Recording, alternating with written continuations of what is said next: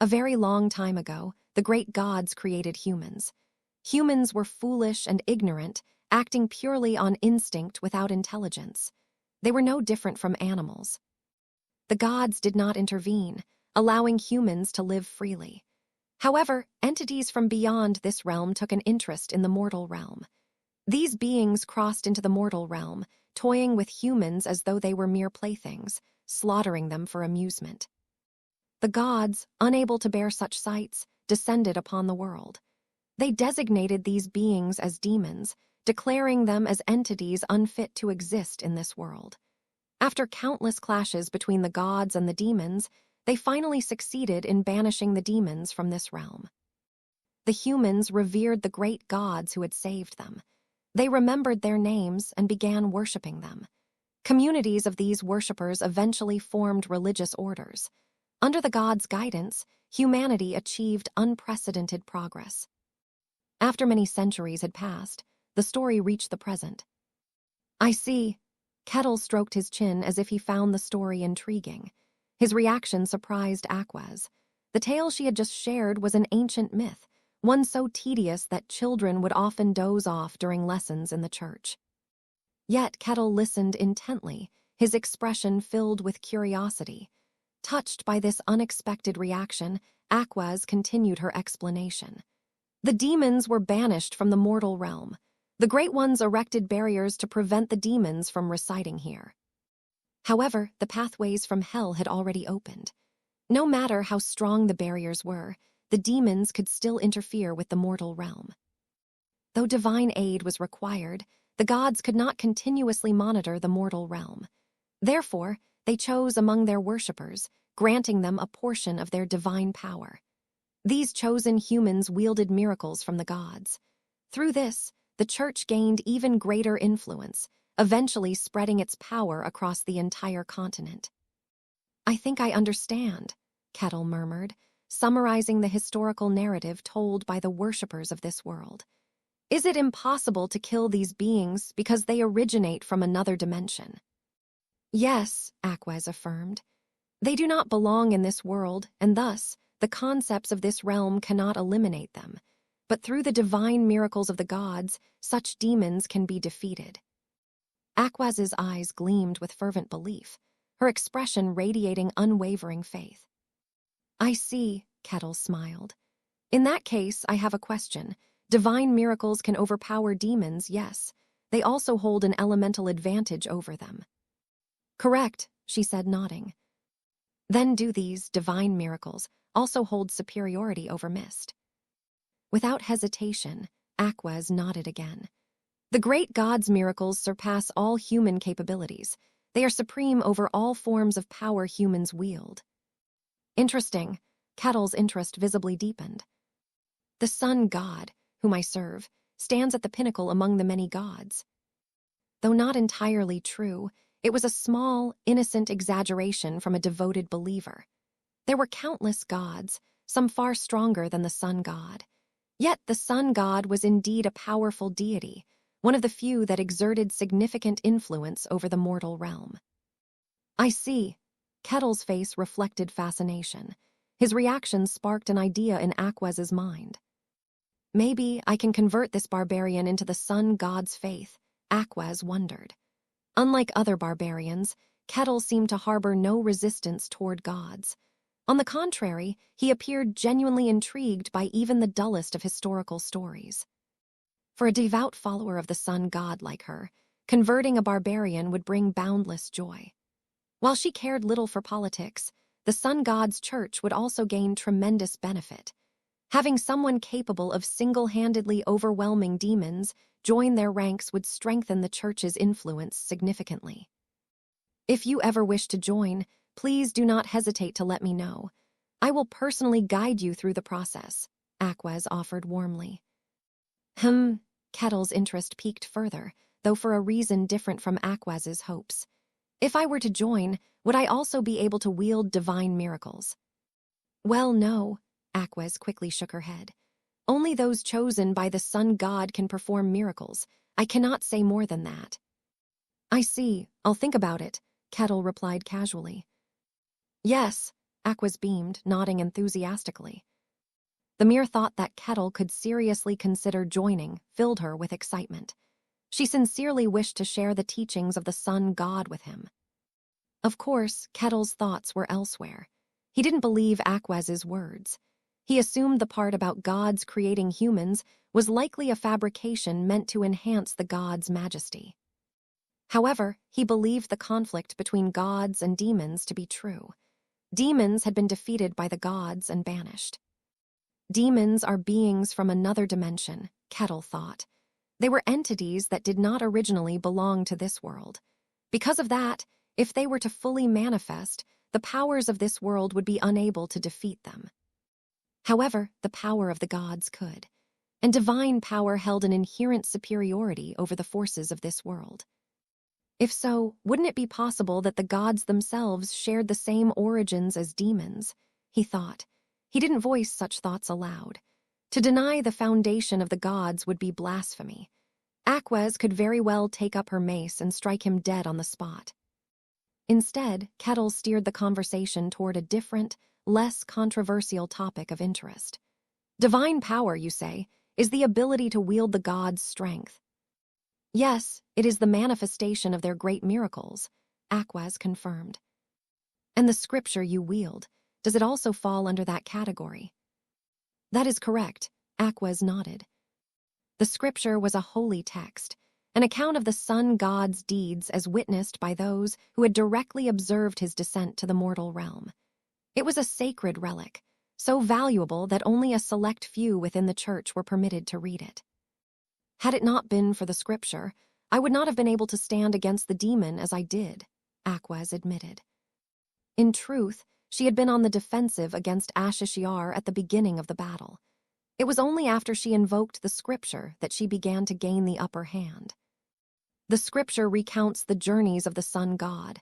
By reciting it, I can channel his miracles directly. Being granted permission to read the scripture is a testament to the sun god's acknowledgement of my faith. It was an immense blessing, she added. Of course, it came with risks. Receiving divine power directly placed great strain on both body and mind. Even Aquas, hailed as a prodigy, struggled to recite more than 5 passages at a time. A book chronicling a journey, huh? Kettle murmured, intrigued. He had read all the scriptures from his own world. I'd like to read it for myself. Ha, that would be difficult, Aquas replied with a sheepish laugh. Even within the church, only a handful are granted access.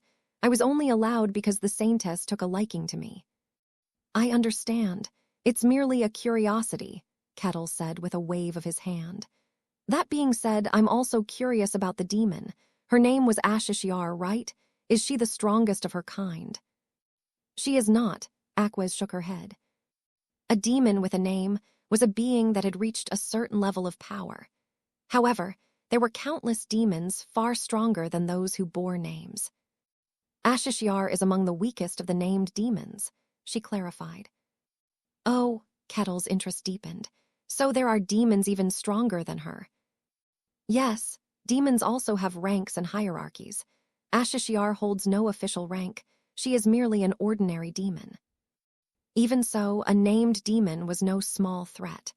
Only a transcendent, someone capable of wielding aura, could face such an entity.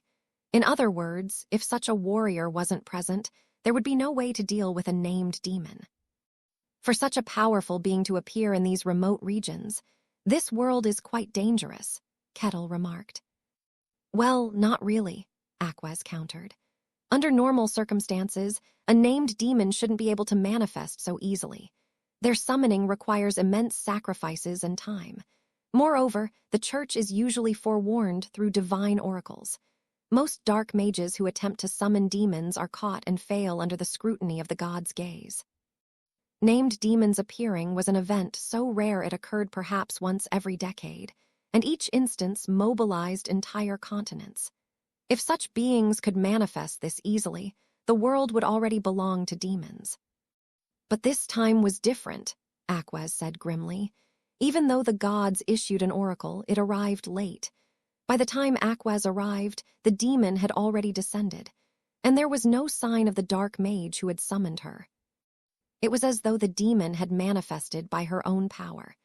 To make matters worse, she was capable of creating her own domain so quickly, which was considered impossible. "Something is happening to this world," Aquez said, biting her lip. This wasn't the first anomaly. Strange disturbances had begun occurring across the world, all to humanity's detriment. Realms that should have remained sealed are starting to affect the world. Dungeons are forming at an abnormal rate, and countless malicious entities are creeping into the open, she continued. The changes had begun a year ago. A year ago, Kettle tilted his head. A year ago marked the time he was completing his final quest, but that had been in the White Snowfield, a place entirely separate from this fantasy world. "The conversation has veered in another direction," Aquez said, bowing her head respectfully. "First and foremost, thank you again." She straightened, her voice sincere. "Without you, I would have become a mere pawn of darkness. I will not forget this grace. Should you ever visit the Sun God's church, we will welcome you warmly." "That sounds good," Kettle said with a broad grin. Several hours later, Aquez found herself seated in a carriage. Her entire body still ached and creaked from exhaustion, but she couldn't afford to delay any longer. She needed to return to the holy sanctuary as quickly as possible. She had already informed Lord Barkan about what had occurred. It was now his responsibility to address the matter. Her priority was to relay this critical information to the sanctuary without delay. "I must report this to the Saintess," Aquez thought. The Saintess of the Sun God was the mortal closest to the divine being. She wondered how the Saintess might perceive this situation. A faint, bitter smile crossed her lips. Still, a single, nagging question lingered in her mind. The divine gaze of the Sun God was said to observe this world with clarity. It was through this omniscience that evil could be detected before it descended, allowing action to be taken in advance. This time, the Sun God's oracle had arrived accurately. The fault lay in her inability to act swiftly, not in the oracle itself. Usually, such oracles also included information about potential allies. They often spoke of someone who could be found, someone who would pave the way to defeating the forces of evil. In this recent battle, Kettle had played an irreplaceable role in defeating the demon. Without him, she doubted she would have succeeded. This left Aquez puzzled. Why, then, did the Sun God not deliver a prophecy about that barbarian? Swordmaster Kine was walking down a vast corridor with an exhausted expression. "Meeting with His Majesty always leaves me drained." He had just finished a private audience with the Emperor, reporting on the results of his latest mission. As he trudged down the empty corridor, someone called out to him. "You look like you've had a hard time." The speaker was a figure dressed in extravagant attire. The garments were adorned with an array of gemstones, so luxurious that even a royal prince would envy them. It was the kind of attire befitting the ruler of the world, or at least someone who fancied themselves as such. Kine, however, spoke bluntly, his expression unamused. "What are you trying to pull off this time? You're usually wrapped in rags." "I wanted to stick to my usual style, but my damned apprentices insisted I dress properly in front of the Emperor." The man chuckled, the sound of bones clattering echoing faintly. "It's not like mages cared about etiquette." It was a sound judgment. If you'd shown up before His Majesty wearing rags, you'd have been lucky to escape with just your head displayed in the square. In fact, didn't the royal guards glare daggers at you the entire time? Kine spoke dryly. "If you weren't the master of the Mage Tower, I imagine your head would have been displayed at least 10 times over." The Mage Tower was where all the world's mages and scholars gathered. The man standing before Kine was the master of that tower. "So what brings you here this time?" Kine asked. "Just my regular check-ins.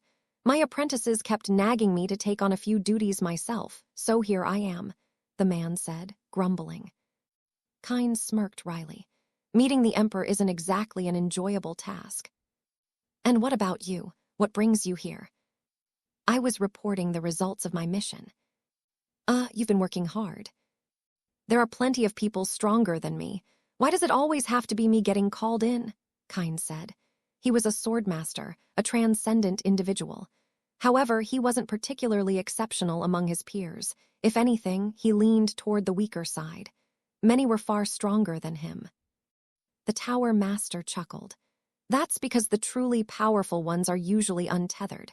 Not even the Emperor can command them easily. But you're different. You're still bound to your kingdom. You have abandoned your family, love, and life, yet you can't seem to let go of your loyalty to your homeland.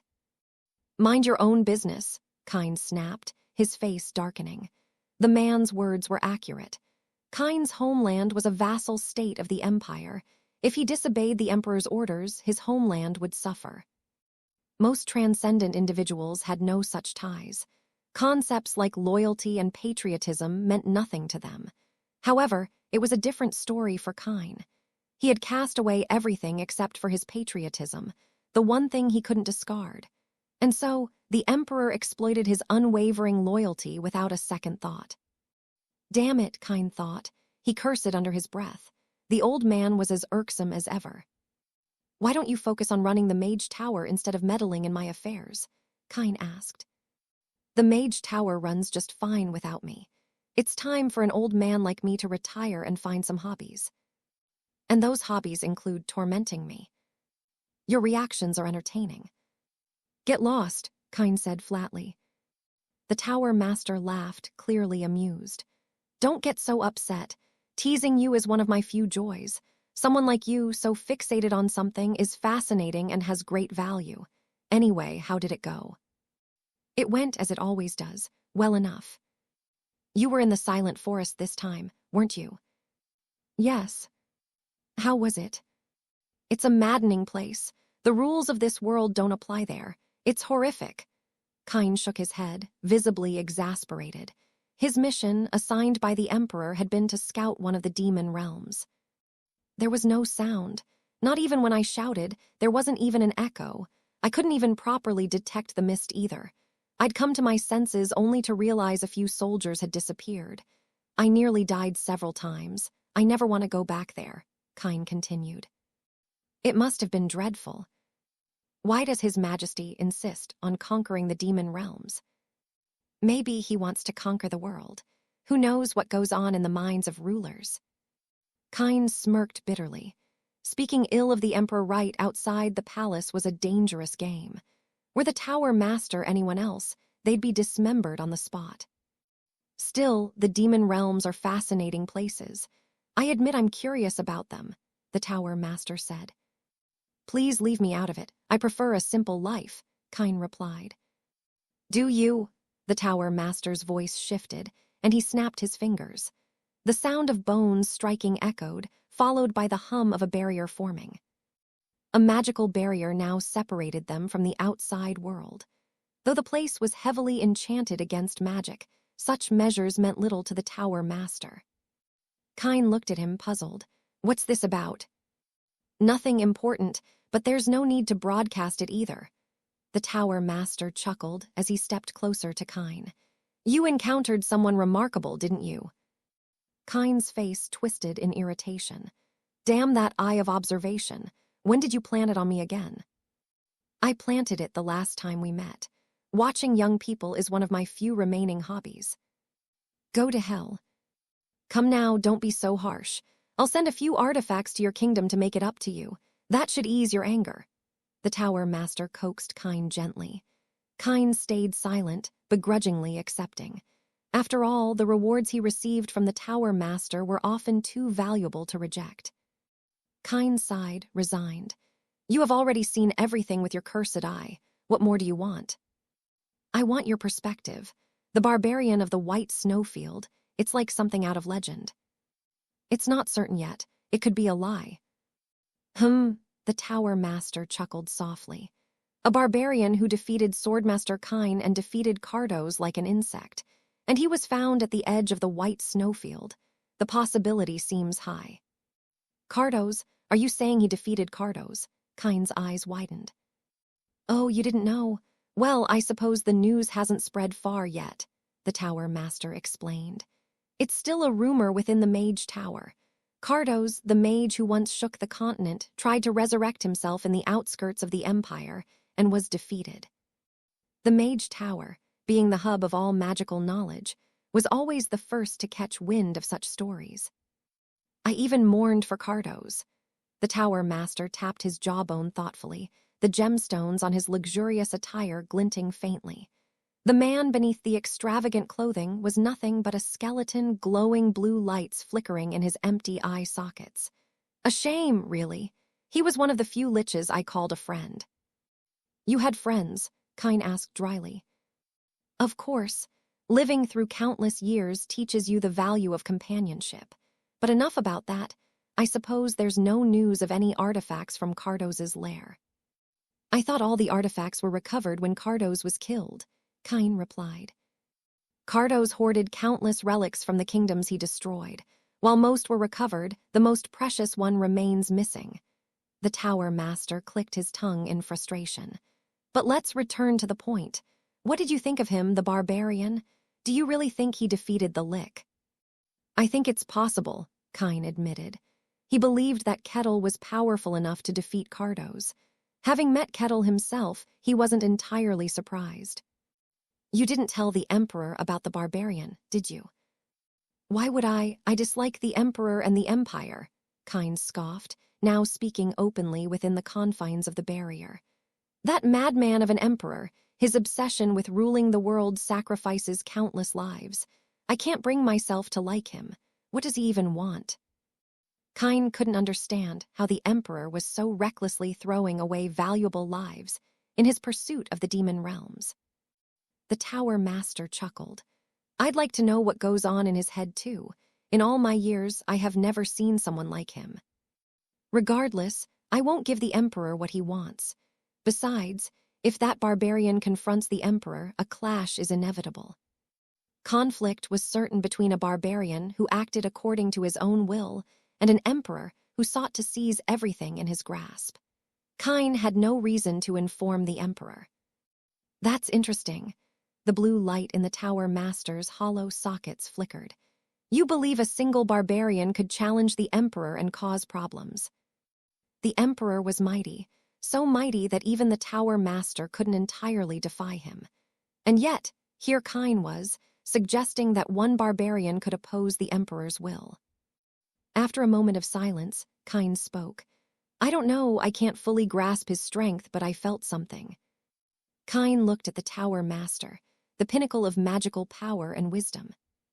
"When I looked at the barbarian, I felt the same way I feel when I look at you," Kine admitted. The Tower Master scratched his jawbone, intrigued. "Are you saying he is as powerful as a hero?" "I'm not qualified to make that judgment." "But you felt it, the barbarian from the white snowfield." The blue light in the Tower Master's eyes glowed with interest. "He is valuable beyond measure." "You would," Kine muttered, his face twisting in concern. Even after defeating a demon, Kettle's life hadn't changed. He continued resolving minor requests and enjoying the peaceful scenery of the estate. A few days later, Lord Barkan called for Kettle. It seemed like the Lord had finished taking care of the aftermath of the village incident. Early in the morning, Kettle rose and headed for Lord Barkan's castle. As he walked leisurely, a woman approached from the opposite direction. Judging by the vegetables piled in her arms, she had likely been out shopping at the market. Kettle barely paid her any mind because up until now, everyone in the estate who had seen him froze in their tracks and quickly stepped aside to clear his path. He assumed this time would be no different, walking on without much thought. The woman saw Kettle and froze momentarily. However, what happened next was unexpected. After staring at Kettle for a brief moment, the woman resumed walking straight ahead. She didn't avoid him. Kettle's eyes widened slightly in surprise. No one had ever failed to step aside upon seeing him. A bit flustered, he continued walking, passing the woman. "Ah," the woman shouted. At that moment, she tripped over a rock and stumbled forward. Instinctively, Kettle moved to catch her. "Are you all right?" he asked. He grabbed her arm, preventing her from falling. The woman looked at Kettle's hand as he held her steady. Kettle released her arm, fully expecting what always happened next. A scream, followed by the person fleeing in terror. Even in rare cases when he had helped someone, the reaction was invariably the same. However, this time was different.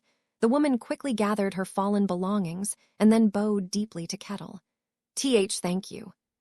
Kettle nodded absent-mindedly, still processing her reaction. The woman scurried away with hurried steps. Kettle couldn't immediately grasp what had just happened. He expected the woman to scream and run away, but nothing of the sort happened. Staring blankly in the direction the woman had departed, he eventually resumed his walk toward Lord Barkan's castle. It was early morning, and people were slowly beginning to appear. They noticed Kettle as he made his way forward. Whenever he appeared in such situations in the past, the people of the estate would shrink back in fear, avoid his gaze, or hastily move away from him. However, this time it was different. While some still trembled or quickly averted their gazes, the emotions behind their actions were no longer the same. The looks directed at Kettle no longer carried the pure terror of before. There was still some fear, but it was overshadowed by a mixture of curiosity and reluctant admiration. "Is that him?" one of the citizens asked. "I think it is," the other replied. Kettle caught snippets of their whispers. Though they spoke in a hushed tone, as if trying to avoid being overheard, it was pointless to someone like Kettle. "Is that barbarian really the demon slayer?" "You mean the one who protected Lady Aquez?" What's going on? Kettle thought. The murmurs he overheard were strikingly different from anything he had heard before. He couldn't make sense of it. He wondered what exactly had happened to bring about such a change. Still perplexed, he entered the Lord's castle. The atmosphere there was no exception. While one of the maids initially shrieked at the sight of him, she quickly calmed down and dutifully guided him. Her demeanor was worlds apart from the trembling, pale-faced reactions he had grown accustomed to. In the reception room, he met Lord Barkan, who had been waiting for him. "Lady Aquez has told me everything," Lord Barkan began. Before departing, Aquez had fully briefed the Lord about the events that transpired. Bowing his head slightly, he continued, "I heard that without you, we would have been defeated. If that had happened, this estate would have been destroyed. Once again, I offer you my deepest thanks." "I didn't want to stand by and watch people die," Kettle responded calmly. "I only did what was necessary." Lord Barkan studied Kettle for a moment, his expression unreadable. "Are you okay? I heard that the demon tried to brand you." "There's no issue. Frankly, I don't even fully understand what ch54 was trying to do to me." "I see." Lord Barkan's face betrayed a hint of unease. Even the mere mention of the demon's name, recorded in history books, sent shivers down his spine. When he first learned from Aquez that such a demon had appeared near his estate, he had nearly leapt from his chair in terror. His initial reaction had been frustration. Why did such calamities repeatedly befall his small estate? But upon hearing that Kettle had single-handedly defeated the demon, his shock turned to awe. "I knew he was strong, but this," Lord Barkan thought. To treat ch54, the demon who was toying with Aquez, as though she was nothing more than a toy was unthinkable. Even ignoring the demon's branding without any apparent precautions was beyond reckless. The sheer extent of Kettle's power was unimaginable. Despite having Kine, a transcendent swordsman, by his side and a general sense of their capabilities, Lord Barkan could not begin to comprehend the true scope of Kettle's strength. "But something seems to have changed around me," Kettle said. "What do you mean?" "The people of the estate, for one." "Ah," Lord Barkan said, nodding as though understanding. "Rumors about you have spread." The surviving guards and mercenaries had been talking nonstop. The news of a named demon descending upon the village and the life-and-death battle that ensued had spread like wildfire. For these men, this was a tale they would recount for the rest of their lives, making silence an impossibility. During the Cardo's incident, the number of witnesses had been small enough to suppress the story, but this time, the numbers were too great. Moreover, an entire village had been destroyed, making it impossible to keep the matter under wraps. Lord Barkan had anticipated that the rumors would spread. However, there was one unexpected twist. The witnesses who had accompanied them had all lost consciousness during the battle. The clash between divine power and pure evil was not something ordinary individuals could endure. Most of them fainted before Aquas even had the chance to use the scripture. And during the direct confrontation between Kettle and ch54, everyone but one person had fallen unconscious. By the time they regained consciousness, the battle was already over. Left with no first-hand accounts, they could only speculate. Naturally, they arrived at a single conclusion. What they had last seen was Aquas's defeat and the last bit of Kettle's battle. When they regained consciousness, Kettle's axe was glowing with a mysterious light. The people speculated that Aquas had lost to ch54, but not entirely. She had kept a trump card. Kettle had bought time for that final move, and in the end, Aquas had used her power to imbue Kettle with divine strength. With that power, Kettle had defeated ch54. This was the rumor spreading throughout the estate. Kettle stroked his chin with interest. So, that's how it spread. I apologize. I tried to correct the story, but by the time I realized, it had already spread too far and started to distort. At this point, no matter what we say, no one will believe it. Besides, I thought it best to hear your opinion first, Lord Barkin said. From the Lord's perspective, it could look like Kettle's rightful recognition had been taken away. It wasn't that he had held on until Aquas gathered power. Kettle had single-handedly overwhelmed the demon, with Aquas merely assisting with the final blow. However, Kettle didn't seem to care much. It doesn't matter. If that's what people choose to believe, then that's the truth. Thank you for saying so, the Lord replied, exhaling in relief. Although he knew Kettle wasn't the type to concern himself with fame, this was a unique situation. To have defeated a demon single-handedly was an achievement of incalculable worth. If that accomplishment had been diminished to merely holding on, even someone indifferent to fame could have been angered. Kettle spoke up again. So I'm being called the Demon Slayer now. Yes, that's what's already being said across the estate. Everyone knows you as the Demon Slayer. Fame, Kettle scratched his chin. In truth, he had no particular interest in fame. The only thing he sought was his own enjoyment. Everything else was irrelevant to him. Is this why people aren't afraid of me anymore? Kettle asked. I can't say for sure, but I'd assume so. Of course, they still wouldn't approach Kettle casually. Their instinctual fear would persist, but at least the people of the estate would no longer flee at the sight of him. Fame, huh? Kettle muttered to himself. Finishing the conversation, he left the castle. By now, a fair number of people had gathered in the streets. They flinched when they saw him, and some instinctively stepped back. However, that was all. No one attempted to run away as they had before. Now that he understood the situation better, Kettle could more clearly see the emotions in their eyes. They weren't looking at him as if he were a monster.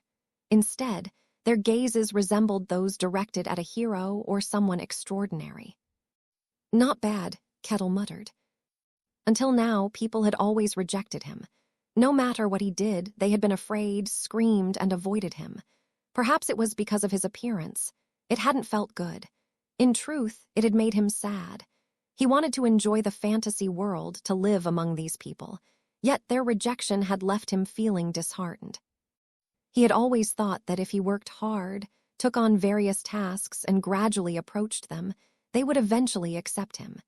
It would take a long time, but he was willing to be patient. However, that long and arduous process had been resolved with a single battle. So this is what fame is like. The way people looked at him had completely changed. He had only defeated a single demon, and yet this newfound recognition felt incredible. Yes, I knew it, he thought to himself. My appearance wasn't the problem. Looking back, it made sense. This was a fantasy world, akin to a medieval era from Earth. Although this estate was in a remote area of the continent. The further from civilization, the stronger the hostility toward outsiders. Even in modern rural villages, strangers were often treated with suspicion or outright ignored. If such attitudes persisted in an advanced world like Earth, they would undoubtedly be more pronounced in a medieval one, like this fantasy world. After all, One couldn't even enter this estate without first clearing one of the surrounding dungeons. It wasn't because he was a barbarian. It wasn't because of his size or the aura of intimidation he exuded. It was simply because he was an outsider. Of course, the prejudice against barbarians likely played a role, but the fact that he was an outsider was the greater factor. If fear of barbarians were the sole issue, the rumor that he had merely endured against the demon wouldn't have been enough to change people's attitudes so drastically. It was because the people understood that an outsider had fought for the estate that they now accepted him. Naturally, Kettle's assumption was incorrect. Contrary to his belief, a named demon like ch54 held significant weight. To have endured against such a being was a monumental feat in itself. Moreover, Kettle had protected Aquaz, the inquisitor of the sun god. The sun god was one of the most prominent religions in this world, and the kingdom of ch43 had a large number of followers. Even this small estate had a church dedicated to the sun god. Protecting the inquisitor of such a powerful deity inevitably changed people's perceptions of Kettle. In fact, the lingering fear in people's gazes despite this extraordinary achievement only highlighted the inherent bias against barbarians. However, Kettle was unaware of these nuances. Instead, he concluded that his rejection stemmed solely from being an outsider. Fine, he thought, smiling brightly. If this is what it takes for them to accept me, I will just keep doing what I'm doing. With a cheerful laugh, he continued on his way. He arrived at the guild hall, which hadn't changed much.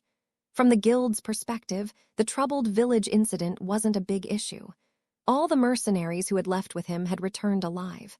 Aside from reporting the demon's appearance to the higher-ups, there wasn't much else to be done. When she saw Kettle, Rosa brought some welcome news to him. "Oh, Mr. Kettle, your rank has been upgraded. You're now a C-rank mercenary." "Really?" Kettle's eyes widened. "C-rank, that's 2 levels up. Why?" "Well, you did accomplish something incredible." The story circulating was that Kettle had endured against a demon alongside the inquisitor of the sun god. Even if it was merely enduring, it was still a remarkable feat. "It's just hard to reach E-rank, but after that, as long as you have the skills, you can climb the ranks fairly quickly," Rosa explained. Becoming an E-rank mercenary signified trustworthiness. From there, building a record of accomplishments allowed for swift advancement. However, it is rare for someone to jump from E-rank to C-rank. In the past 10 years, Rosa couldn't recall a single case like Kettle's. "That's great," Kettle said, smiling, clearly pleased. Rosa, after a brief chuckle, began to explain further. "Starting from E-rank, you can call yourself a mercenary, but true recognition as a mercenary begins at C-rank. E-rank mercenaries were little more than errand runners, handling odd and easy jobs. However, C-rank was different. C-rank is where you become a true mercenary," Rosa continued to explain. It wasn't just a rank endorsed by the Mercenary Guild. It was a level of recognition that had to be earned. From this point on, Kettle would be able to do much more than before. "You will also get a new mercenary badge, Mr. Kettle. Since it will be custom-made exclusively for you, it might take some time," Rosa explained. "Oh, a badge made just for me?"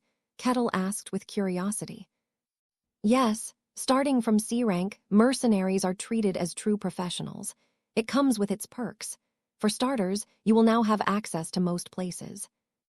With this new rank, Kettle would experience far fewer restrictions. He would even be able to enter the capitals of most kingdoms after a proper inspection. The Mercenary Guild, a massive organization, was essentially vouching for him. Depending on the religious order, most churches will also accept you without issue. However, the capital of the empire is an exception," Rosa continued to explain. "Is the empire that strict?" "Ordinary citizens aren't allowed there at all. Only those granted permission by the imperial nobility can set foot in the capital. Skill alone wasn't enough to gain entry. Only recognition from someone truly noble could open the gates to the empire's capital." Rosa lowered her voice as if sharing something dangerous. "To be honest, no one really knows what's inside the imperial capital. All we hear are ominous rumors. Is it that bad? Still, people live there, so there must be some exchange with the outside world, right? Kettle asked. No, Rosa shook her head firmly. The people who live there rarely leave. Even if they do, they never speak of the capital.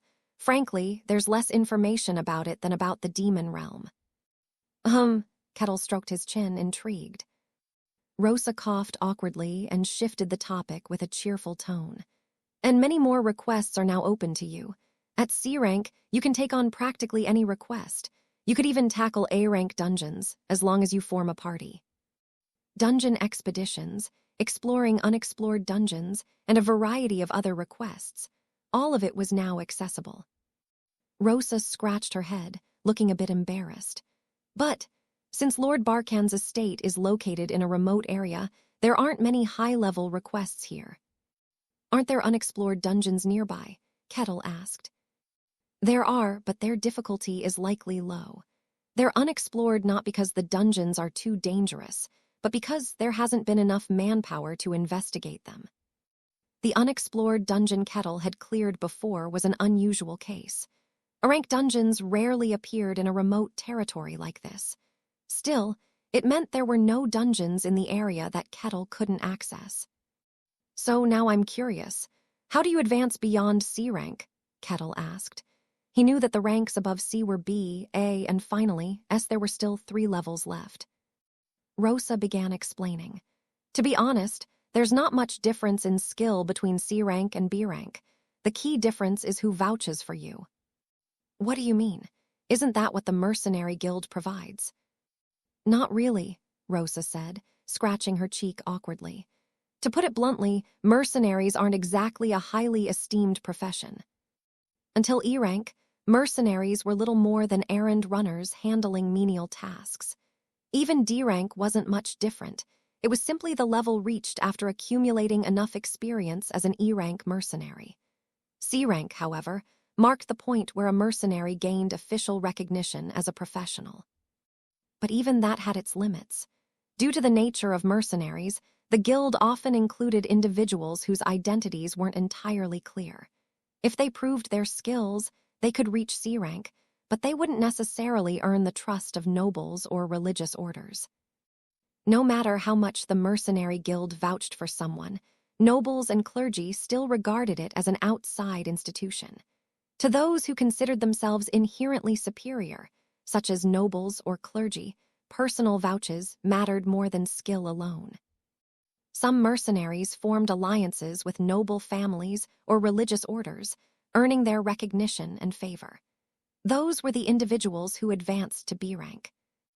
I see, Kettle nodded in understanding. So it's like a second filter. Something like that. Unlike C rank, B rank mercenaries can accept requests directly tied to nobles or religious orders. That's the key difference, though there aren't many such requests to begin with. In most cases, once a mercenary gained the favor of a noble, they joined that noble's household. It was far more convenient to serve under someone else's banner than to live like a wandering mercenary. For this reason, only a few rare eccentrics remained at B rank. And how about A rank? Are they the true elite of the mercenary guild? Kettle asked. Exactly. They don't need anyone's recognition, just their skills. Whether it was exploration, alchemy, deciphering mazes, or pure combat prowess, A-rank mercenaries had mastered a specific field to its extreme. Even within the mercenary guild, their numbers were scarce. Rosa's eyes sparkled as she spread her arms. Some of them are even transcendents. Is that so? Kettle muttered indifferently. Rosa flinched at his lack of reaction. T-transcendent level, do you not hear what I'm saying? Transcendent was a rare and exalted rank even within the kingdom. For such individuals to work as mercenaries was indeed remarkable. Of course, Kettle remained unimpressed, so there are more transcendents than I thought. Disappointed by his lukewarm response, Rosa pouted momentarily before regaining her composure and continuing.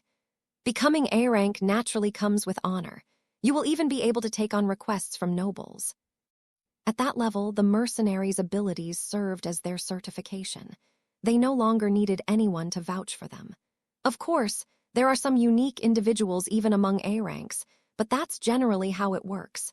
And the biggest perks of being an A-rank mercenary, they gain the right to challenge S-rank dungeons, Rosa explained. S-rank, Kettle's eyes gleamed with interest. What are those? They are the most difficult dungeons. No one has ever cleared them. Across the entire world, there are only about a dozen. Unexplored dungeons were typically left unexplored due to manpower shortages, not their inherent difficulty. However, S-rank dungeons were a different matter. Even with all the resources thrown at them, no one had reached their end. S-rank dungeon exploration is entirely at your own risk, Rosa said solemnly. Neither the guild nor any institution takes responsibility for your survival. If you go missing, you're simply presumed dead. Kettle stroked his chin. The most famous example is the Tower of Secrets. It's an S-rank dungeon, a massive tower. No one has reached its peak. Many A-rank mercenaries have attempted it, but none have succeeded. Some even went missing entirely. I see, Kettle's lips curled into a faint smile. This world truly brought him joy. That night, for the first time in a while, Kettle arranged a drinking party. The attendees were his former party members, the thief, the self-proclaimed paladin, and the priestess. The purpose of the gathering was to celebrate Kettle's promotion to C-rank. This time, Kettle himself had invited them. Since much of the initial discomfort toward him had faded after clearing the unexplored dungeon together, the group accepted without much resistance. Alexandros, upon hearing about the confrontation with the demon, murmured with a grave expression. Wow, I didn't even know such an event occurred. Was everything resolved without an issue? The demon had been defeated. The Inquisitor personally confirmed that there's nothing to worry about, Kettle replied calmly. I see. That's a relief. Alexandros's face clearly reflected his sense of relief, so much so that it was obvious to anyone. He soon cleared his throat loudly and raised his voice. It's unfortunate. If only this paladin could have been there to smite the evil with my own hands. Don't kid yourself, Casson quipped, smirking as he looked at Hayes.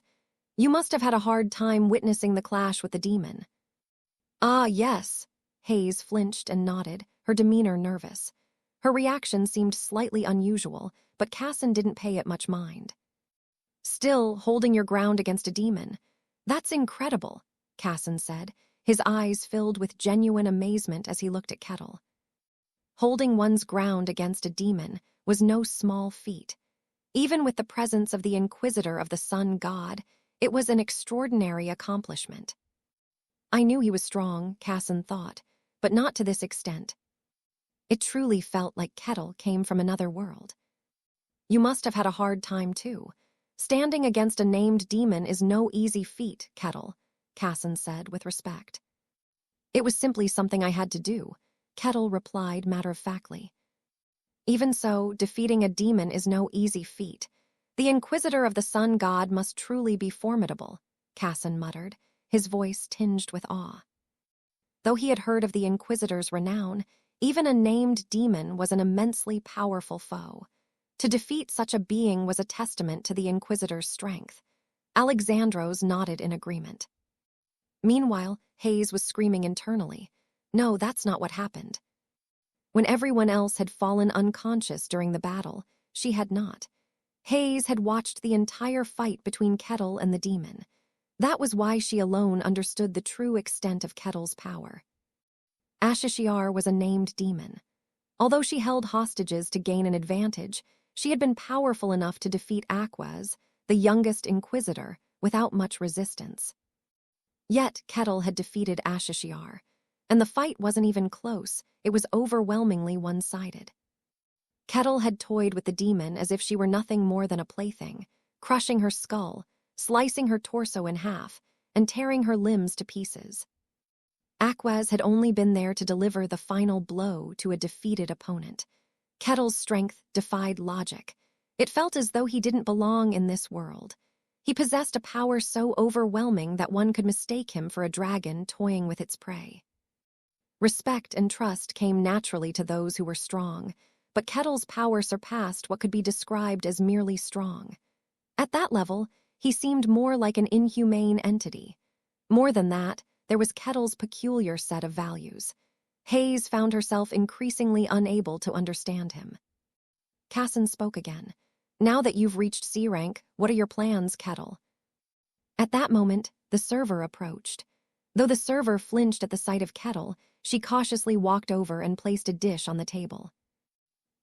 We didn't order this, Kettle said, tilting his head. It's on the house. My brother was one of the guards who went with you to that village, the server said, bowing deeply. Thank you. No, it was nothing. I only did what was necessary. You don't need to worry about it, Kettle replied, waving it off. Still, the server repeatedly bowed before leaving. Kettle chuckled. Nothing has changed, Casson. As a C-rank mercenary and as the demon slayer, I will simply do what needs to be done. Is that so? Casson asked, finding Kettle's response somewhat curious. The Kettle he knew didn't seem like someone who cared about fame or honor. Yet now, he appeared to place significant meaning on the recognition he had received. It almost made him seem like an ordinary person. For the first time, Kettle began to look human to Casson. Don't fall for it, Hayes screamed internally as she caught Casson's gaze. This man is a monster. Fame and honor mean nothing to him. Hayes knew that if Kettle wished, he could destroy an entire kingdom. It was all just an act. No one could truly grasp the depths of his intentions, no one but Hayes. And yet, she couldn't say it aloud. The frustration was enough to make her feel like she might burst. What about you? What are your plans? Kettle asked. Well, we're still F rank, so there is not much we can do. For now, we will aim to become E rank and figure things out from there, Casson said, scratching his head. To be honest, I originally planned to just scrape by day to day until I died. But after meeting you, Kettle, I've changed my mind.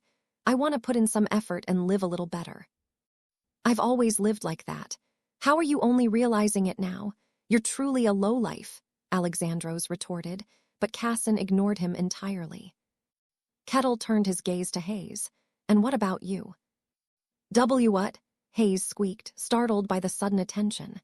She stiffened, her back ramrod straight. What's wrong? Kettle asked curiously, noticing her reaction. Both Casson and Alexandros tilted their heads in puzzlement as well. Oh no, it's nothing, Hayes replied quickly, trying to suppress her racing heart. She alone knew the truth. No one else was aware of Kettle's true personality. If she betrayed any hint of her knowledge, it could lead to the inevitable death at Kettle's hands. That fear weighed heavily on her, forcing her to keep her emotions in check. She spoke as calmly as possible. I don't think I've changed. My only purpose is to serve Kaloja and follow the will of my God. Her response was appropriate for a devout follower, and Kettle nodded in agreement. Then, as if suddenly recalling something, he said, Come to think of it, I heard something from Aquez. Kettle paused briefly, searching his memory, before continuing. Ah, right, Aquez mentioned that those who serve Kaloja are currently in a period of rest, with only high-ranking members active. What? Hayes's face betrayed her alarm. Kettle turned his gaze to the others. You all weren't aware of this. Nope, Casson replied, shaking his head. I can't say I've heard anything like that, Alexandros added. Such internal matters of a religious order rarely become public knowledge.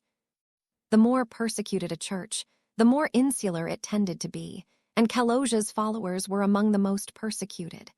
For ordinary individuals, there was no way to know such details.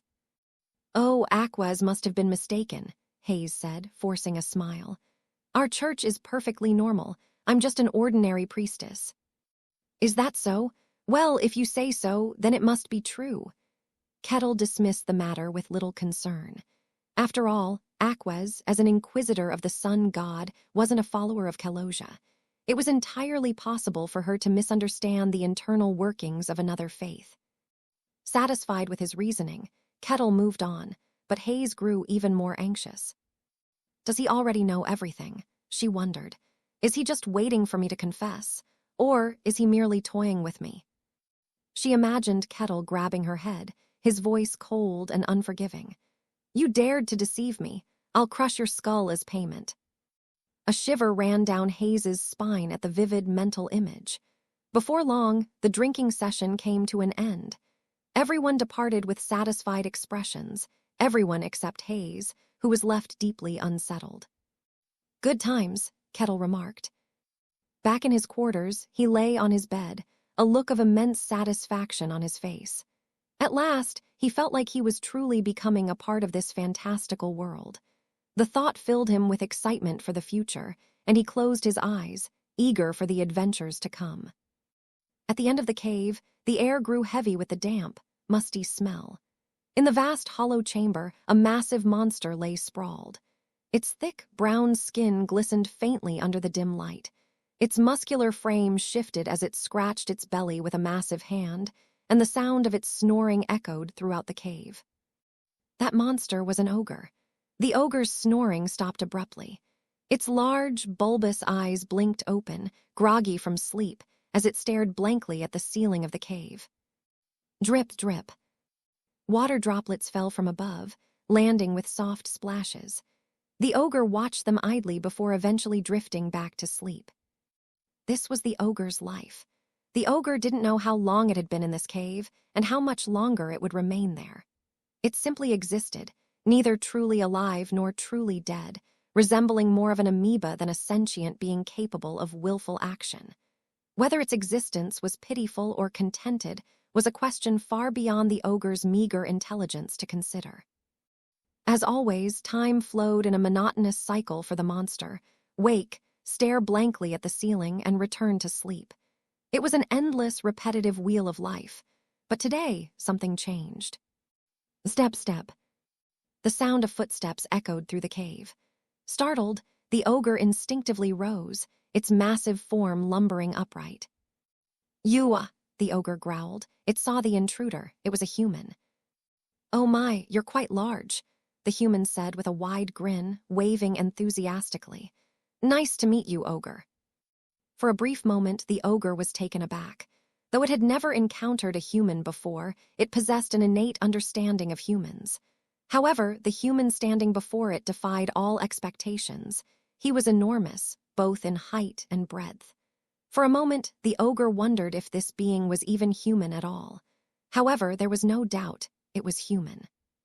Despite its dull mind, one thing was crystal clear in the ogre's head. The single, unshakable command imprinted in its mind, which was to kill every human who entered. The ogre's eyes, which had briefly shown confusion, filled with a murderous gleam. With a deafening roar, it bared its fangs. "Raargh." The sound was monstrous, a primal cry that could make most humans collapse in fear. The ogre charged forward, its thunderous footsteps shaking the cave. Thump, thump, thump. As it closed the distance, the human stood motionless, as though his feet were rooted to the ground. The ogre assumed the human was frozen in fear, a twisted grin forming on its lips. Raising its massive fist, the ogre prepared to crush the human into an unrecognizable pulp. "Raargh." Confident in its victory, the ogre swung its fist down. But then the human raised an arm. Boom! A deafening sound reverberated through the cave as the impact unleashed a shockwave. The ogre froze in disbelief. Its massive fist had been stopped, held firmly in the human's hand. "Oh my," the human said with a laugh. "You're definitely strong." The ogre was startled. It couldn't comprehend what just happened. The ogre was confident about his power. It knew humans couldn't possibly withstand its attacks. That was how it was supposed to be. "Raargh," it roared, swinging its other fist. But the human nonchalantly raised his other hand and grabbed the ogre's fist. The ogre's second arm was caught effortlessly, its momentum stopped cold. Then, with a brutal twist, the human bent the ogre's arm back. Crack. "Gaargh?"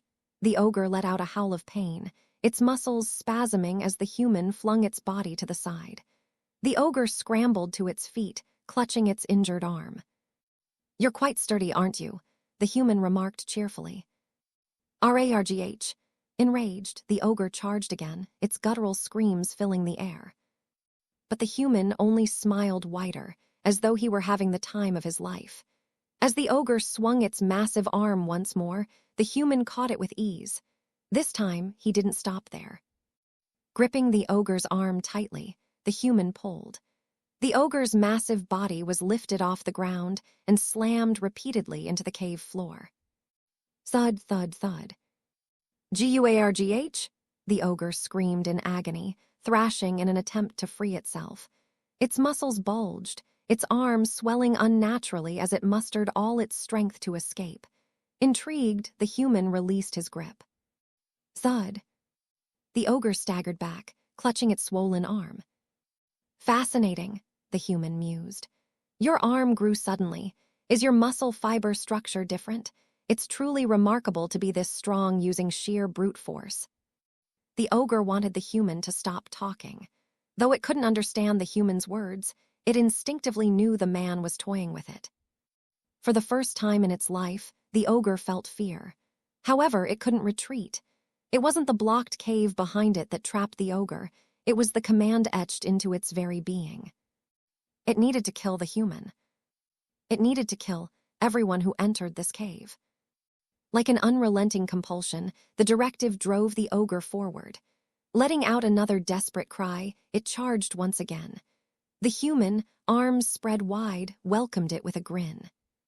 "So this is an ogre," Kettle muttered to himself, his voice filled with unmistakable joy. Ogres were iconic monsters that symbolized raw strength in fantasy. They appeared in almost every work of the genre. Not only had he fought such a creature, but he had defeated it. There was no reason not to feel elated. Kettle was utterly satisfied. It's really fascinating. The ogre's strength was extraordinary, far beyond what its sheer physical mass should have been capable of. Unlike ch54, it didn't seem to use any sort of magic, yet it could display such overwhelming force. I'd love to study it, Kettle thought. With that thought in mind, he stepped over the ogre's corpse and proceeded to the end of the cave. Awaiting him, there was a reward, prepared for the one who could defeat the mighty ogre. Kettle's eyes sparkled with curiosity. Oh. Before him was a plant, glowing with an otherworldly blue light. It grew from the hard cave floor as if it were the true ruler of this cavern. Intrigued, Kettle reached out and tapped the plant with his fingers.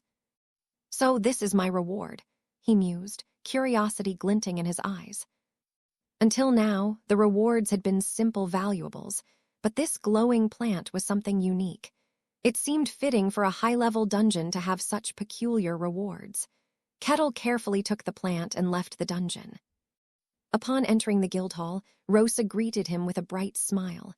"Welcome back, Kettle. How did the dungeon go?" "No issues at all. The ogre was rather entertaining," Kettle replied casually.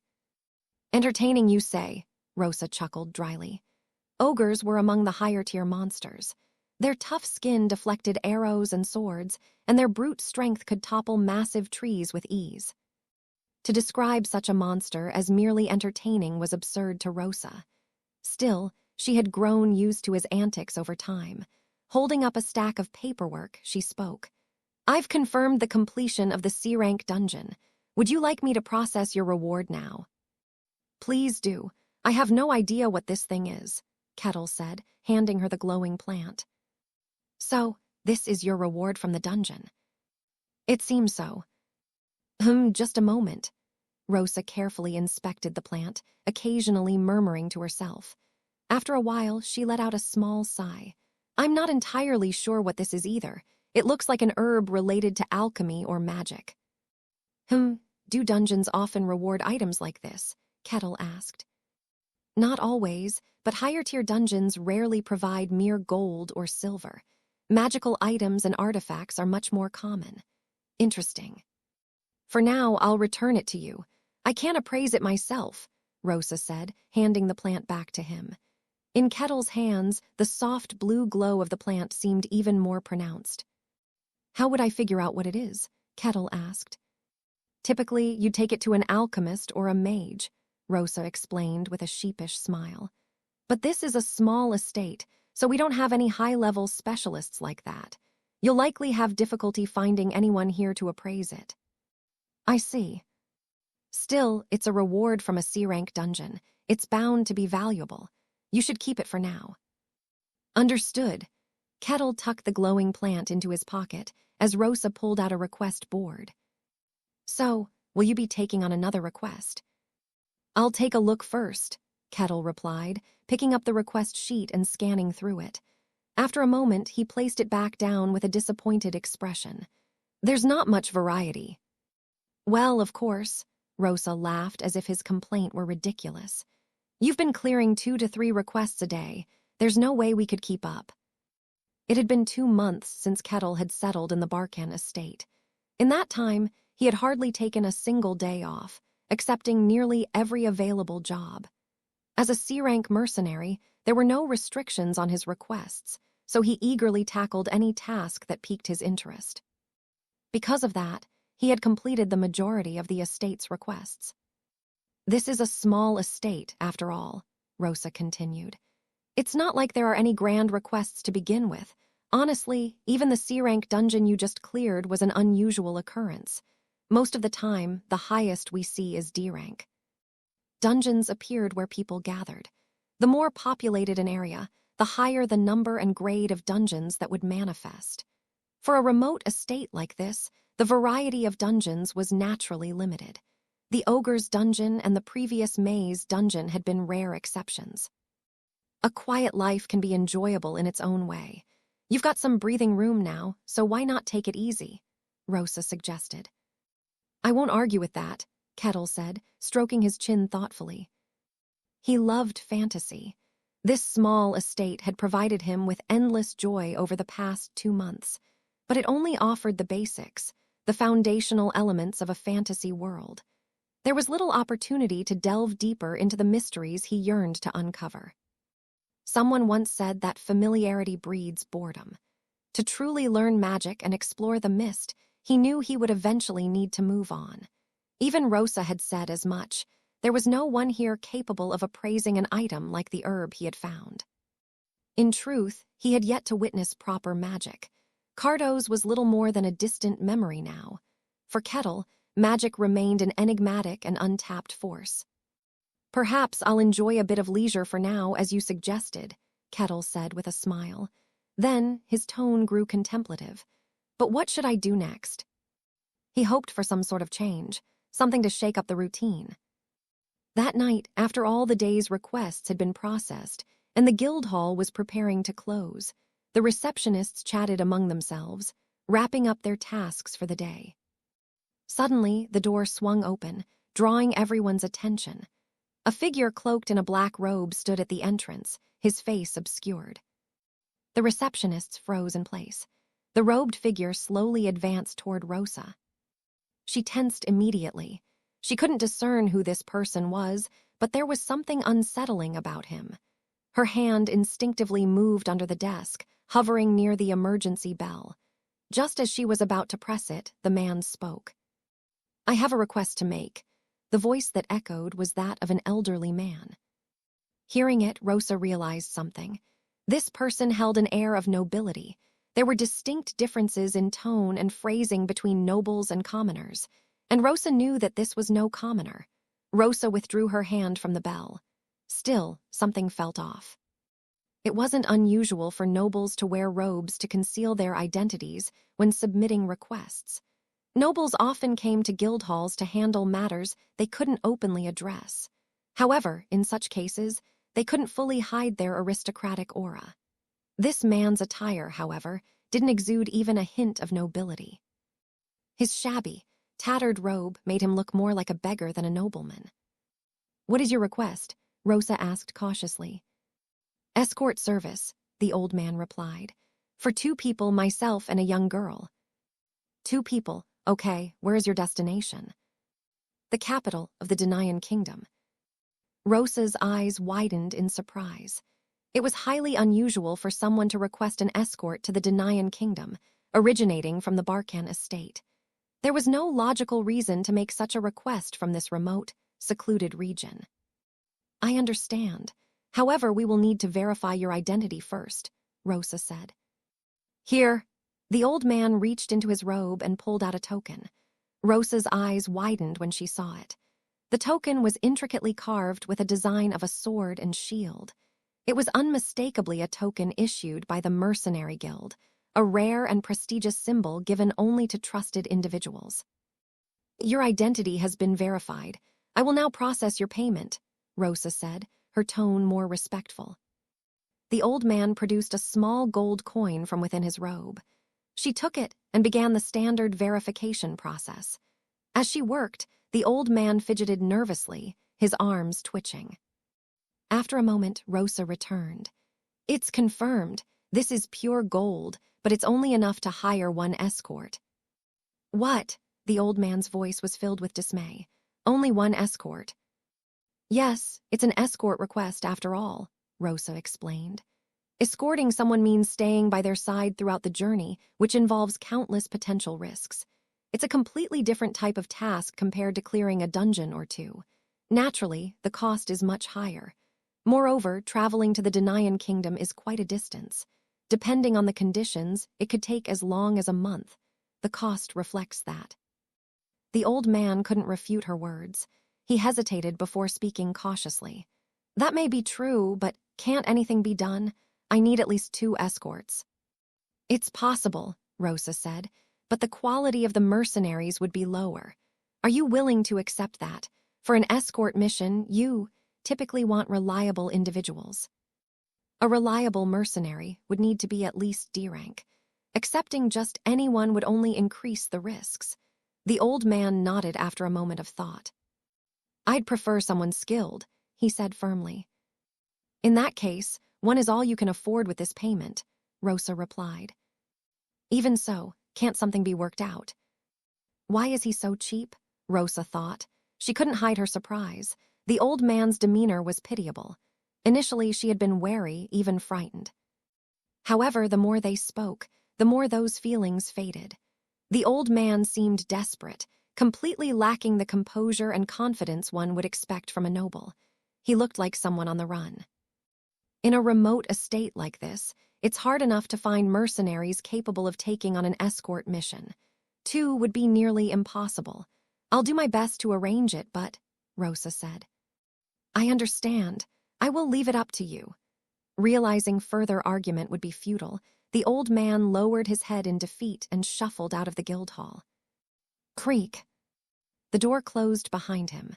Rosa stared at the gold coin he had left behind. The coin was of remarkably high purity. Though small, it gleamed with a brilliant golden hue. Yet the edges of the coin were sharply filed, as if someone had deliberately tried to obscure its origin. "Something tells me tomorrow won't be easy," Rosa muttered under her breath. The old man stepped out of the guild hall into the dark night. The world was shrouded in shadows, making it impossible to see even a step ahead. He moved cautiously, glancing around as if he feared someone was pursuing him. Eventually, he entered a dilapidated building that looked more like a stable than an inn. In Barkan Estate, there were 2 inns. One was the modest inn where Kettle stayed, typically used by mercenaries who had gained some footing. The other was this one, a place closer to a barn than an actual inn, meant for those struggling to earn even a day's wage. The old man entered the latter and approached one of its shabby rooms. He knocked softly on the door. "Who is it?" a woman's voice said, sounding wary. The old man responded in a low voice. "It's your royal servant, my lady." The door creaked open. Inside stood a woman. Her golden hair shimmered faintly, even in the dim light. Her blue eyes, like sapphires, sparkled with an inner glow. She was beautiful, but her radiance was dulled by dust and grime. Her clothes were tattered rags, doing little to hide her regal bearing but tarnishing her beauty nonetheless. The woman's face was tense as she asked, "How did it go?" "They accepted," the old man said. Thank goodness. How many can we hire?" "1, my lady." "Just 1." The woman bit her lip hard. The old man bowed his head. "I am sorry, my lady. We lack the funds to hire more. No, it's not your fault. It couldn't be helped." "I deeply apologize for forcing you to stay in a place like this," the old man continued, his voice cracking. "This money could have afforded you better accommodations, yet." The woman shook her head firmly. "This is all we could manage. I don't need anything fancy, just a place to rest my body. What we need most is reliability. The Mercenary Guild guarantees that, doesn't it? If only I hadn't been foolish enough to fall victim to scams, the old man muttered bitterly. I'm not blaming you, the woman said, her voice soft but resolute. It wouldn't have been different even if I had acted myself. The old man choked back a sob, and the woman, seemingly affected by his emotions, sniffled as well. Overwhelmed, tears began to flow from both of them. Bang! Keep it down. Suddenly, there was a loud pounding on the wall, followed by an irate voice. Both the woman and the old man flinched and quickly stifled their tears. How long will it take? The woman whispered, her voice barely audible. I do not know, my lady, the old man replied, equally quiet. Finding someone trustworthy might take some time. I see, then we will have to wait, she said with a resigned tone, beginning to tidy up her sleeping area. It was no bed, merely a pile of straw bound together. Let's get some rest. It's late and talking more will only disturb our neighbors. You've worked hard, Aaron.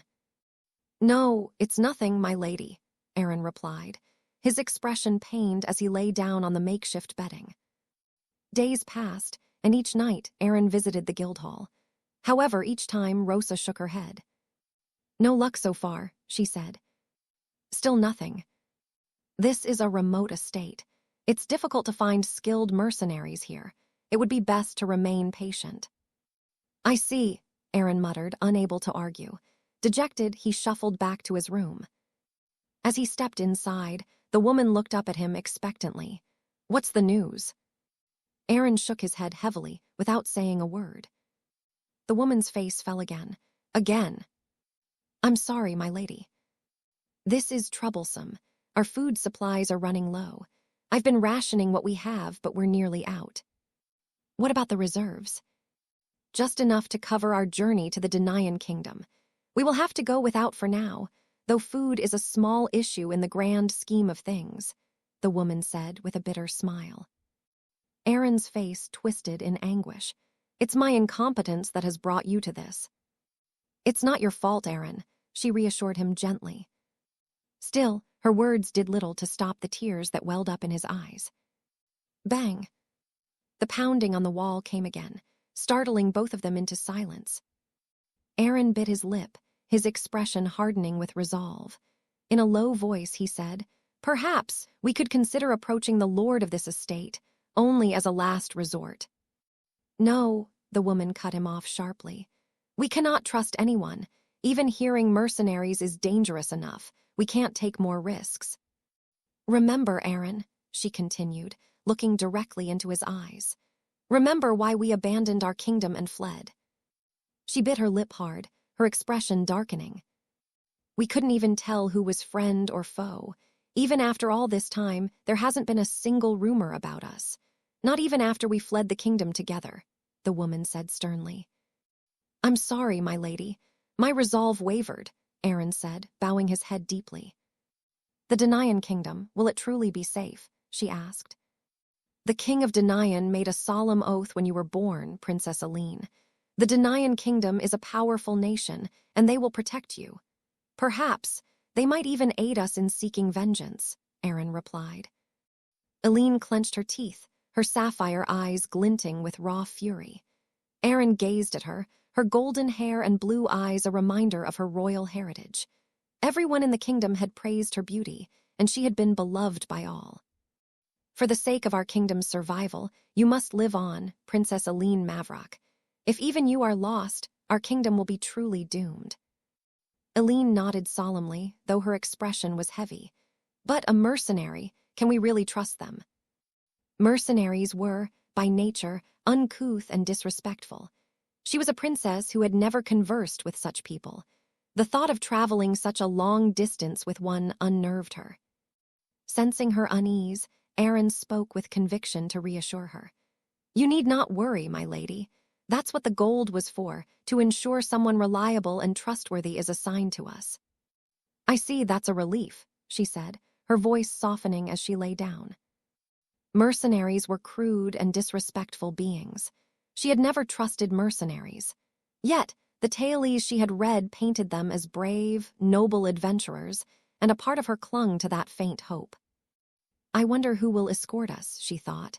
As a sheltered princess, she couldn't help but harbor a faint, whimsical hope. It would be wonderful if they were like a handsome hero.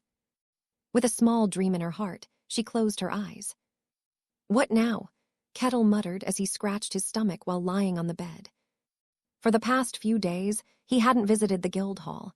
There simply weren't any requests left that piqued his interest. With plenty of money saved up, he decided to take Rosa's advice and enjoy some leisure time. He explored the estate, taking in the sights and experiences it offered.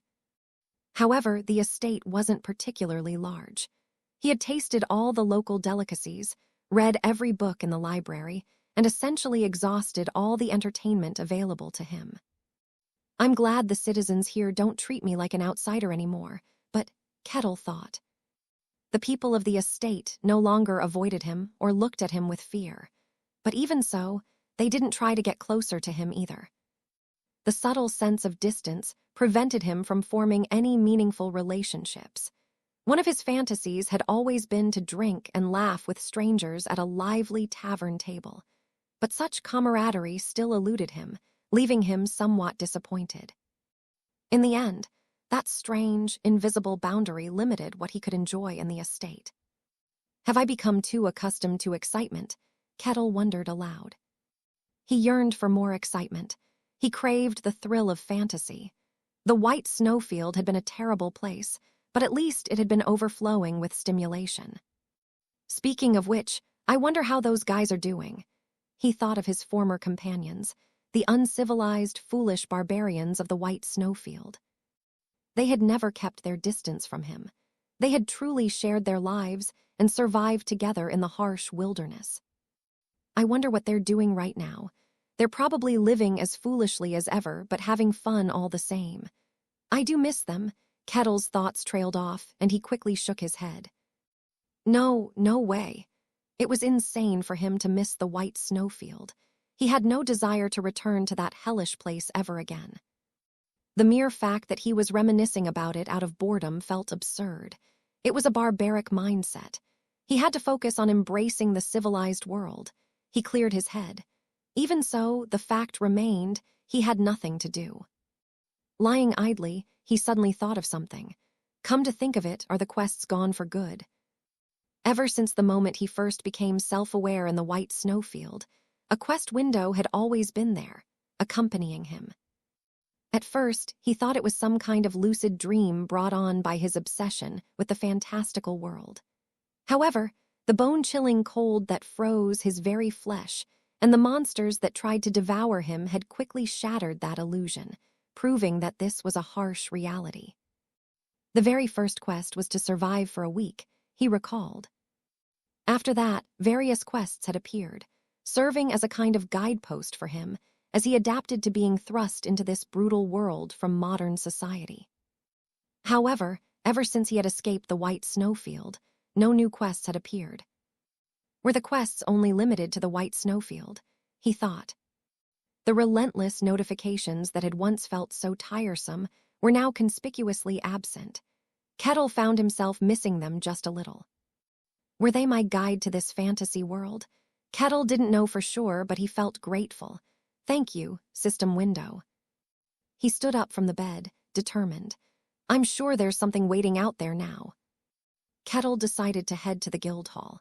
He hadn't been there in days, and although the previous requests had all been mundane, perhaps something new had come in. As usual, Rosa greeted him warmly. Welcome back, Mr. Kettle. Did you get enough rest? I did, but now I'm bored. Got any new requests for me? Kettle asked, stretching his arms. Let me show you what we've got, Rosa replied, handing him the request sheets. Kettle skimmed through it one by one, muttering to himself, There's nothing special. Are there no new dungeons? Dungeons don't appear that easily, Rosa said with a shrug. The appearance interval for dungeons was typically several months at the least, sometimes spanning years.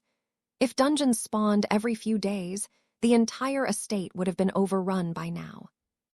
As expected, there were no new dungeons.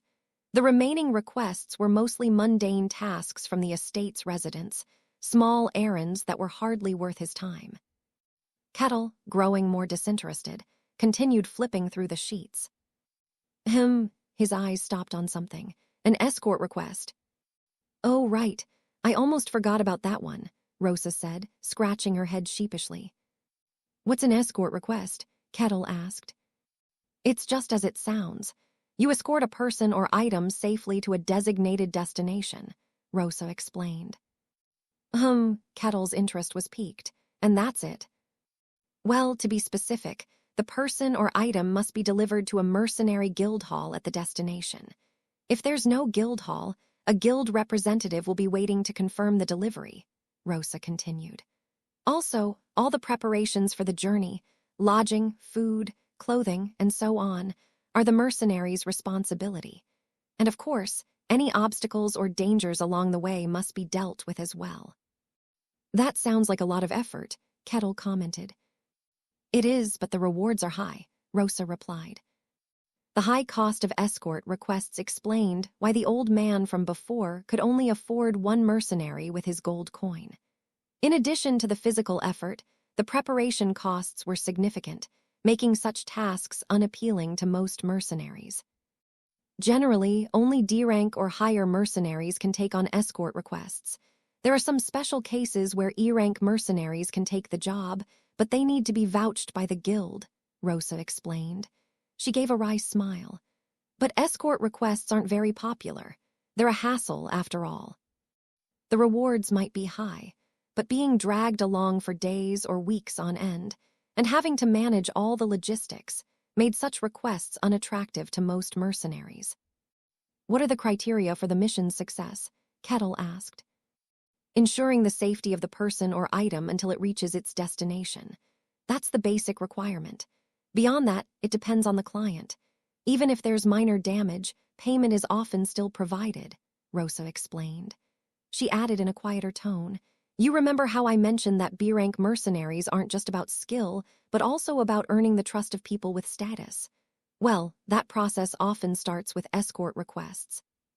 So it's like a stepping stone, Kettle mused. That's one way to put it. Escort requests were expensive, so they were rarely commissioned by ordinary citizens. They were often used by nobles or other influential individuals to handle sensitive matters discreetly. Showing competence in such requests could pave the way to becoming a B-rank mercenary. Kettle studied the request sheet closely. Escort request. Target, 1 woman, 1 elderly man. Destination, capital of Denayan Kingdom. Denayan Kingdom, huh? Kettle mused. It's quite far, Rosa commented. Kettle stroked his chin. There was a peculiar scent about this request, and rather than deter him, it made him smile. Can I take the request? What? Rosa was taken aback. She had never imagined Kettle would be interested in an escort request. You're saying you want to take this request? Yes, is there a problem? No, not exactly, but, Rosa replied hesitantly. She sighed. I have a bad feeling about this request. Something smells fishy. The Denayan Kingdom was far from here, positioned in a direction that necessitated a more circuitous journey. Along the way were several larger estates, far more suitable for such a task. The mercenaries available there were also of higher caliber. Yet, the old man had specifically come to this remote estate, at night, to make the request. This is dangerous, Rosa continued. It's not a normal request.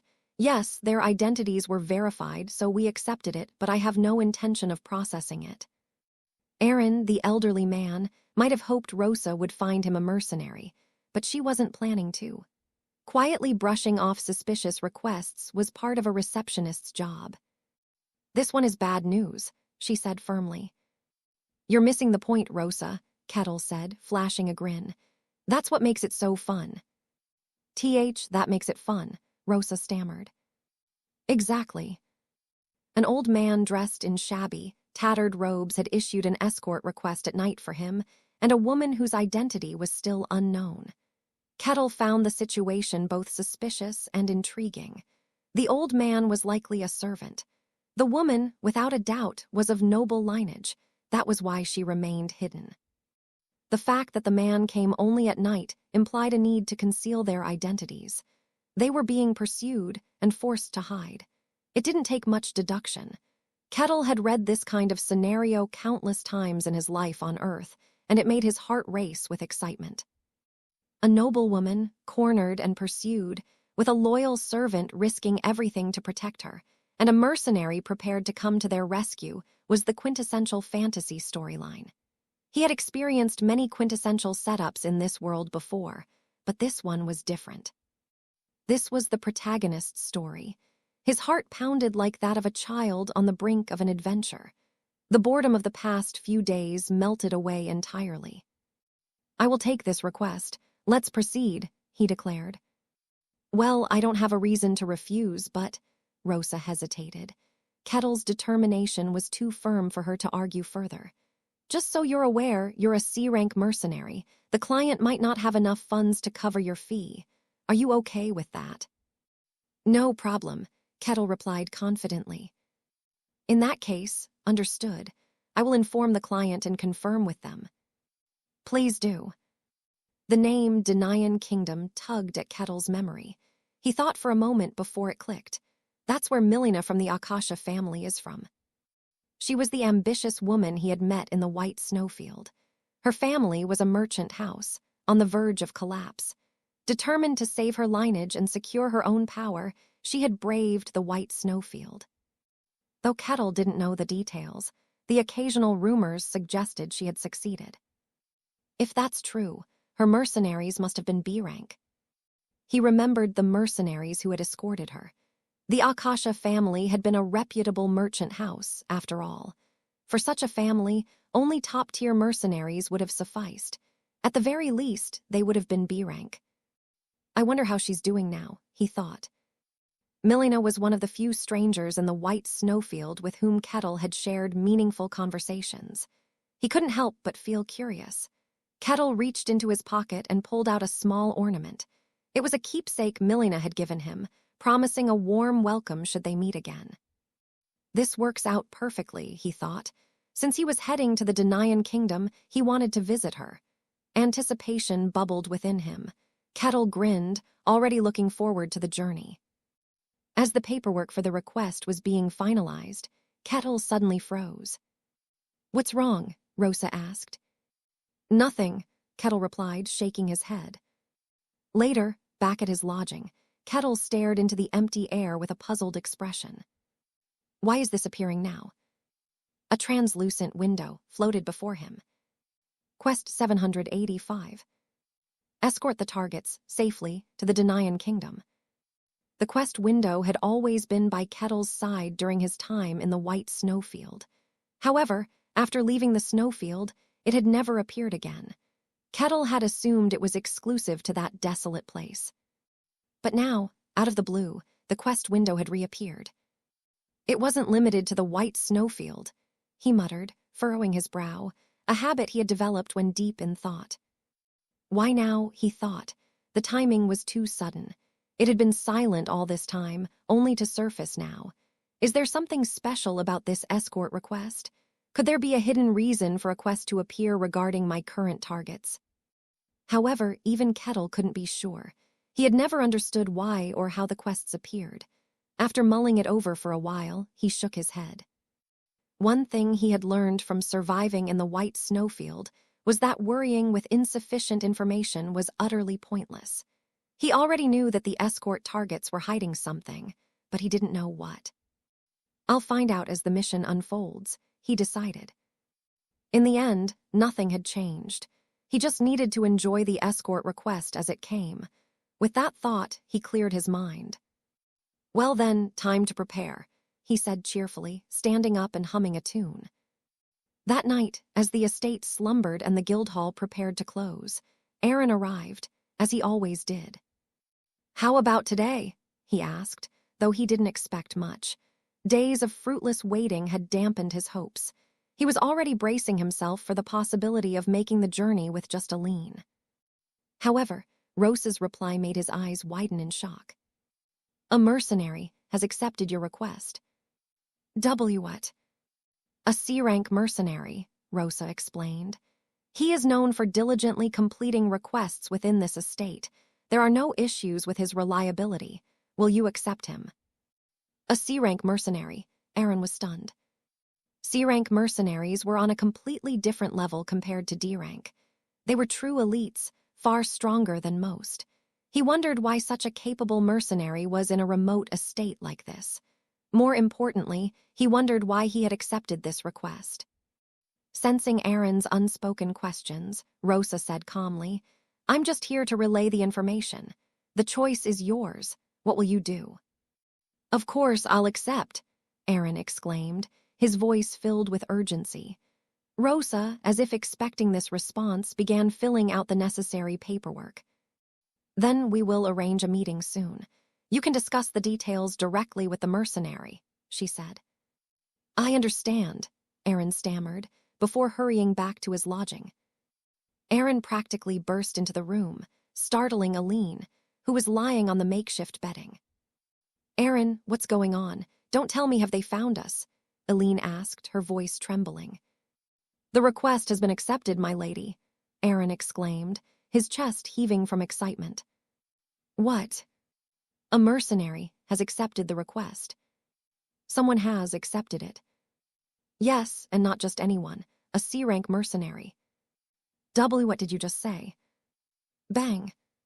The neighbors pounded on the wall again, but this time neither Aaron nor Aline paid any attention.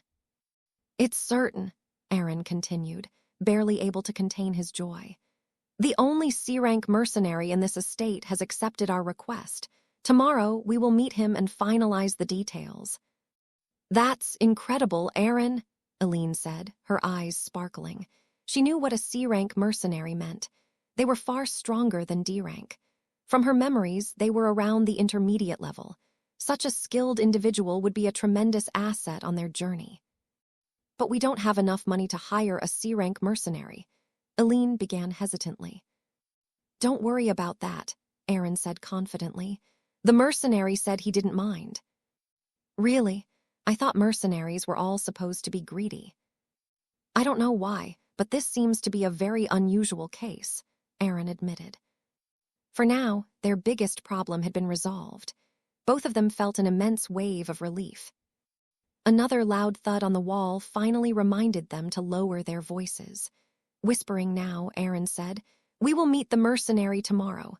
For tonight, let's get some rest. It's going to be a busy day." "Yes, of course," Aline replied, lying back down with a small smile on her face. A C-rank mercenary, she thought. In the grand scheme of things, they weren't among the strongest, but for her current situation, a C-rank mercenary was more than enough to provide the help they desperately needed. However, what truly made her heart race wasn't the mercenary's rank. The money Aaron had offered was barely enough to hire a D-rank mercenary, let alone a C-rank. Yet this C-rank mercenary had accepted their request, seemingly out of goodwill. It felt like something out of a fairy tale, a noble prince coming to rescue her. What kind of person will he be? She imagined a man with a slightly sharp demeanor, as mercenaries often had. Perhaps he would be covered in scars, but even that could seem heroic in its own way. Her face flushed slightly, as her imagination ran wild. Aline waited with a pounding heart. It wasn't long before Aaron delivered the news. "The meeting time is set, my lady. It's going to be tonight. We are going to meet the mercenary directly," Aaron said. "Oh, all right," Aline said, nodding. "Do we know what kind of person he is?" "Not in detail, but from what I've heard, he has quite a good reputation. People say he is close to being a mercenary with strong morals," Aaron replied. "Strong morals, you say?" "Yes, my lady." The mercenary was known for helping others without asking for compensation. Even though he was a C-rank mercenary, he would take on menial tasks for the citizens of the estate. That kind of behavior was, indeed, close to that of a virtuous individual. "A virtuous mercenary," Aline muttered quietly, deep in thought. Rosa refrained from mentioning anything related to the demon. After all, she fundamentally didn't trust Aaron. Yet, even without that factor, Kettle was an impressive individual. Because of this, Aline's feelings grew even stronger. Aaron noticed the emotions flickering in her eyes and chuckled softly. Seeing his smile, Aline responded with a faint, bitter smile of her own. I know it's foolish of me to think like this, especially given that we're being chased by forces we can't even understand. I'm well aware of how naive I must seem, Aline admitted. No, my lady. I think such emotions are even more necessary in times like this. You shouldn't treat your feelings as something sinful.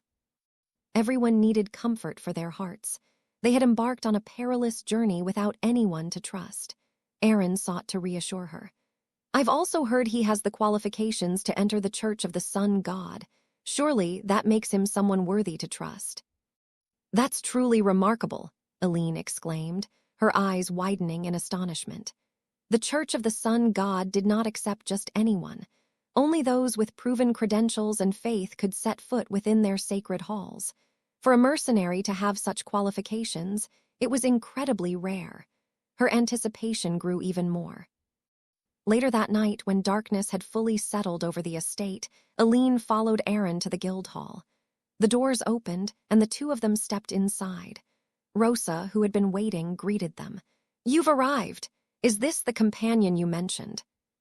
Yes, Aaron replied briefly. Aline nodded quietly, her demeanor calm yet resolute. Rosa narrowed her eyes, carefully observing her. Damn it, Rosa cursed internally. Though the black robe concealed much, Rosa could still discern that Aline was a young woman. The shape of her jawline, barely beneath her hood, hinted at her striking beauty. Even the subtle movements of her body radiated an unmistakable elegance. Due to her profession, Rosa had encountered nobles a few times before. Yet, none of them had possessed such natural grace. This wasn't merely a noblewoman, she was someone of far higher status. And such a woman had come here, under the cover of night, wearing a robe and accompanied by only one servant, seeking the mercenary guild. The stench of trouble is overwhelming, Rosa thought grimly. If things went awry, Rosa, who had accepted the request, could end up being reprimanded. Despite her unease, there was little she could do since this was what Kettle wanted. Suppressing a sigh, she spoke. The mercenary who will escort you will arrive shortly. Please wait here for a moment. Understood, Aaron replied. Meanwhile, Aline tried to steady her rapidly beating heart. Her excitement about meeting the mercenary had grown almost unbearable. Before long, there was a knock at the door. He's here, Rosa said calmly. I will open the door, Aline offered hastily, rising from her seat and heading toward the door. Beyond that door was the mercenary who would guide and protect her. With hurried steps, she approached, her hand gripping the doorknob. The door creaked as it opened. Wearing a bright expression, Aline looked beyond the door. Then her smile froze. What? Aline was confused. Standing in front of her was a barbarian. The barbarian was massive. He towered over her by 3 heads. It wasn't just his height. His entire physique was enormous. His body wasn't bulky with fat. Instead, it was composed entirely of muscle. Even though he wore relatively tidy clothing, it couldn't fully hide the sheer strength of his frame. Oh, what do we have here? A beautiful lady, the barbarian remarked, his tone filled with intrigue. He looked down at Aline and smiled. Pleased to meet you. What is this? What am I even looking at right now? Aline thought. Unable to process the situation, her confused expression made Kettle tilt his head. Are you all right? He asked, raising a hand.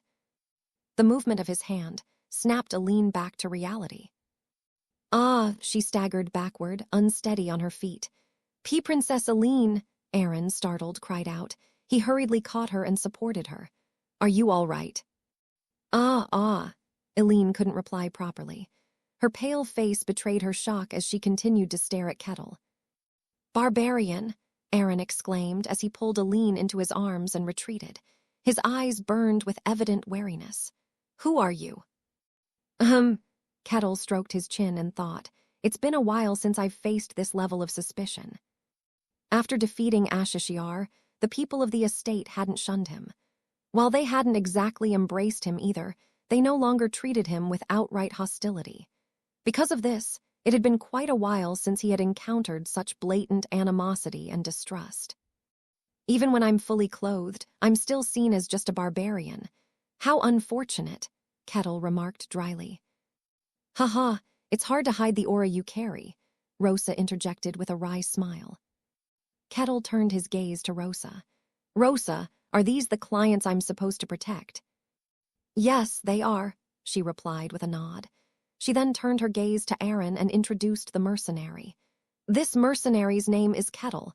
He will be in charge of your escort. What? Aaron stammered, disbelief plastered across his face. A moment later, once he had collected himself, he immediately turned to Rosa. I demand a replacement. He is a barbarian. How could you let a barbarian be our escort? That's absurd. The word barbarian conjured images of rude and uncouth individuals. Barbarians were notorious for disregarding societal norms, operating purely on strength. They especially despised nobles, whom they deemed weak yet pretentious. Conflicts between barbarians and nobles were countless, some even resulting in the death of nobles. And now, a barbarian was supposed to be their escort. Aaron vehemently protested. Well, I won't deny that perspective, Rosa admitted casually. She, too, held a similar view of barbarians and had not entirely shaken that prejudice.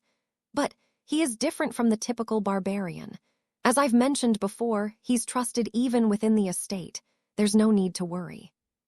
Ridiculous, Aaron shouted, his voice filled with disbelief. A barbarian is supposed to escort us.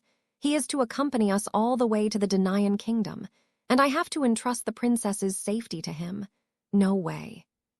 The sheer anxiety of the situation made Aaron feel like his head might explode. How can you trust a barbarian? They're rude, uncivilized, and ignorant. Replace him immediately, Aaron shouted. Is that so? Rosa's expression darkened. A faint irritation flickered in her eyes. So, what you're saying is that you doubt the decision of our mercenary guild. Her sudden shift in tone, and the hostility in her words made Aaron freeze. Rosa smiled, but it was a cold, biting smile. Our guild promoted him to a C-rank mercenary. Surely you know what it means to be a C-rank. C-rank was a grade that marked one as a true mercenary and the backbone of the guild. It wasn't a title given for skill alone. It required recognition, trust, and a proven track record. For Aaron to claim he couldn't trust Kettle was equivalent to saying he didn't trust the guild's judgment. Rosa had never held much affection for Aaron, and now he was openly questioning the guild's decision and insulting Kettle. The Kettle she knew was a kind and virtuous man. His personality was a little eccentric, sure, but he was far more courteous than most mercenaries. Rosa even felt a certain human fondness for him, and now he was being humiliated. It left her deeply annoyed. If you doubt the guild's judgment, I understand. We will refund your payment, Rosa declared. No, I'm not saying that, Aaron blurted out in a panic. Traveling without a mercenary was not an option. Only now did he realize that he had inadvertently insulted the guild itself. He had been so focused on Kettle's barbarian nature that he had lost sight of the bigger picture. At that moment, Aline, who had been silent, spoke up. I'll accept him. What, Princess Aline, but? A C-rank mercenary is someone who's proven their worth. There shouldn't be a problem, right? Exactly, Rosa agreed with a nod. Aline bit her lip. We cannot reject him. There is no valid reason to, is there, Aaron? No, there is, Aaron reluctantly admitted. Refusing the mercenary now meant they would have to journey alone. That would be far worse. They had no choice. Then it's settled. This discussion is over, Aline said. Aaron fell silent, his protest swallowed. All the while, Kettle had been seated, listening to the entire conversation. I feel like a ticking time bomb, he thought. He felt like he was a necessary evil, terrifying and unsettling, but something they had to accept for their own purpose. Rosa remained expressionless as she sorted through some documents. Then the request is confirmed. Your escort is officially hired. From now on, you can discuss the details directly with the mercenary. Directly, Aline asked. Princess Aline, I will handle this, Aaron offered. No, I'll speak to him myself. Aline stood from her seat and cautiously approached Kettle. She trembled as she walked. Fear threatened to overwhelm her, urging her to turn back, but she suppressed her emotions and forced herself forward. Pleased to meet you. My name is Aline, she said, her voice shaky. Ah, my name is Kettle. Nice to meet you, Kettle replied, nodding as he looked at her. She's like a squirrel, he thought. Even with her hood, her trembling was noticeable. She seemed very young, barely an adult. Her movements and demeanor hinted at a refined upbringing. Kettle's suspicions solidified further. There was a scent about her, a very distinct one. Interesting, he muttered to himself, amused by how accurate his guess was. At his words, Aline flinched visibly. Ah, that won't do, Kettle realized. This woman was his client. They were going to travel together. If that were the case, he needed to earn her trust. Kettle softened his expression into as warm a smile as he could muster. You have my word. So long as I am your escort, no harm will come to you. Aline trembled even more. He's after me, she panicked. This barbarian, he is after my body. She could see it in his smile, a glimmer of something unsettling. Why is this happening? Aline thought. Just before meeting him, she had been so excited. Like a young girl indulging in daydreams, she had imagined what kind of person he might be all day long. And the result was this brutish barbarian. She felt like crying. I have to travel with this barbarian for days. Her hopes and dreams shattered into the worst possible reality. Looking forward to working with you, Kettle said. Yes, me too. Aline forced herself to respond, holding back tears.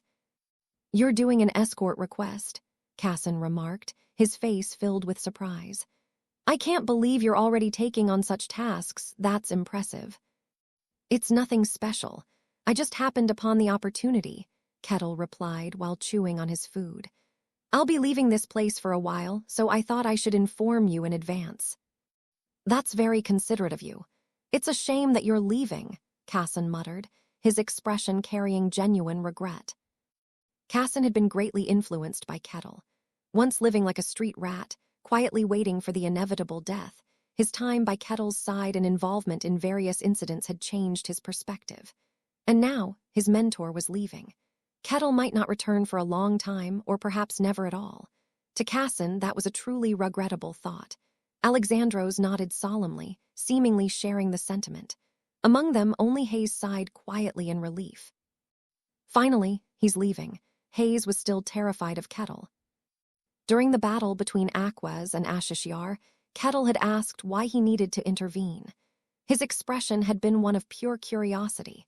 There had been a genuine desire in him to simply observe the fight.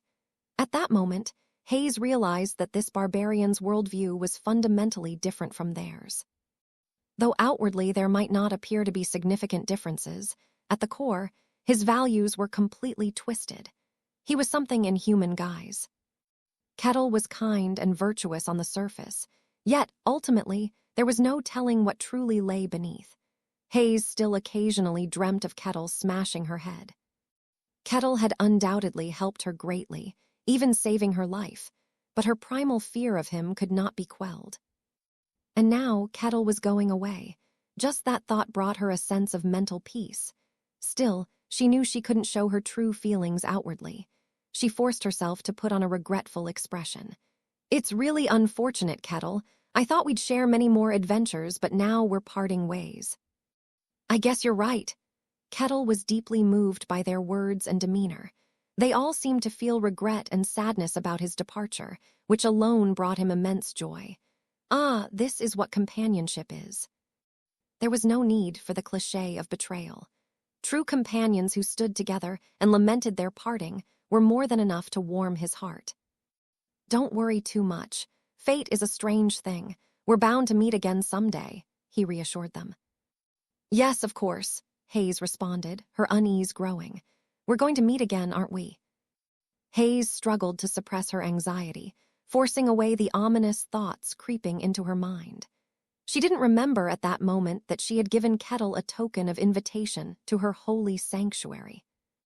By the early evening, as the sun set and the moon began to rise, Aline and Aaron sat in their lodging, both looking gloomy. "It's almost time, my lady," Aaron said. They were about to embark on their journey to the Danaan kingdom.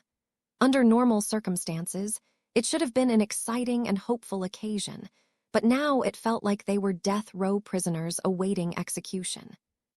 Aaron tried to comfort her, speaking cautiously. "You don't have to worry too much. The person in question is a mercenary. If he is a C-rank mercenary, it means he has quite the track record. The fact that there haven't been any major issues, he might actually be all right."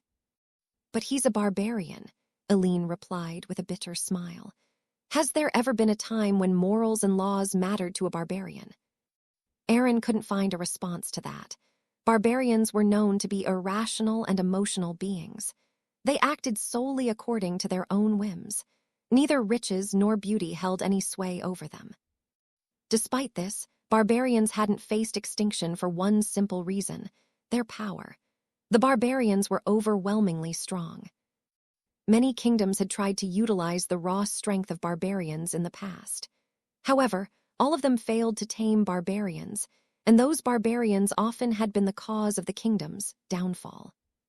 Even Aline's own kingdom had dealt with barbarians a few times, and not once had it ended well.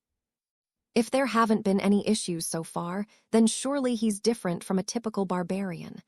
Still, he is a barbarian. You never know when he might act on impulse, Aline said. When talking about those brutish individuals, their past behavior meant nothing. Just because a volatile bomb hadn't gone off yet didn't mean it was safe. It remained a dangerous entity. "What if we wait here for another mercenary?" Aaron asked. "That's not an option," Aline replied firmly. "If we wait, all that's left is a slow death. Even if this barbarian is a ticking time bomb that could go off at any time, we have to take our chances." That was how dire their situation was. Aaron lowered his head in defeat. "If the worst happens, I will act as your shield, my lady." "No, you are my retainer. What kind of master doesn't protect their retainers?" The sound of soft sobbing filled the room. Meanwhile, time continued to pass. Aline's expression darkened further. "Let's go, Aaron." "Yes, my lady," he replied. The two left their lodging and headed toward the estate's gate. There, their mercenary awaited them. "You're here. You were late, so I thought something might have happened," Kettle greeted them with a casual tone. We had some preparations to take care of," Aaron stammered. "Is that so?" Kettle replied with a slight smile, not pressing the issue. "Then let's depart immediately. We have a long journey ahead." "Yes."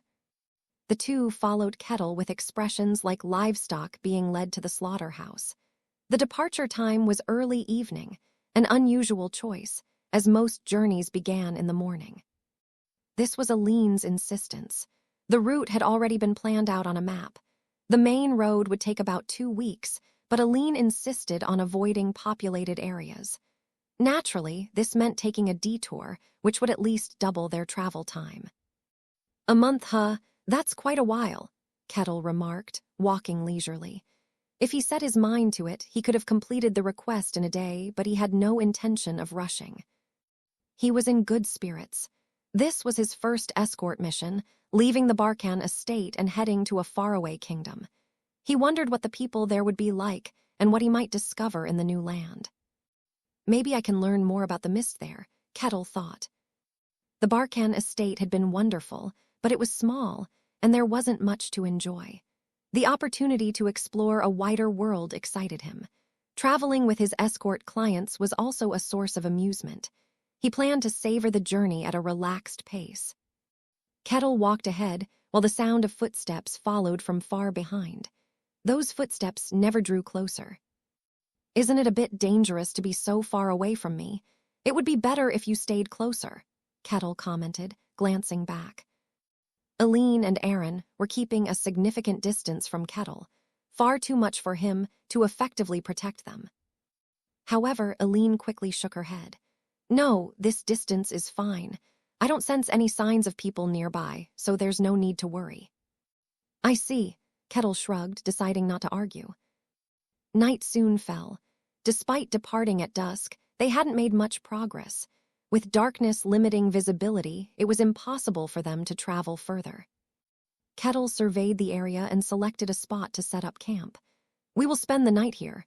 Is that all right? Oh, yes, Aline stammered, stepping back nervously. Instinctively, her hand moved to her chest. Kettle murmured, stroking his chin. I think it's going to take longer than expected for them to welcome me. Still, it didn't bother him much.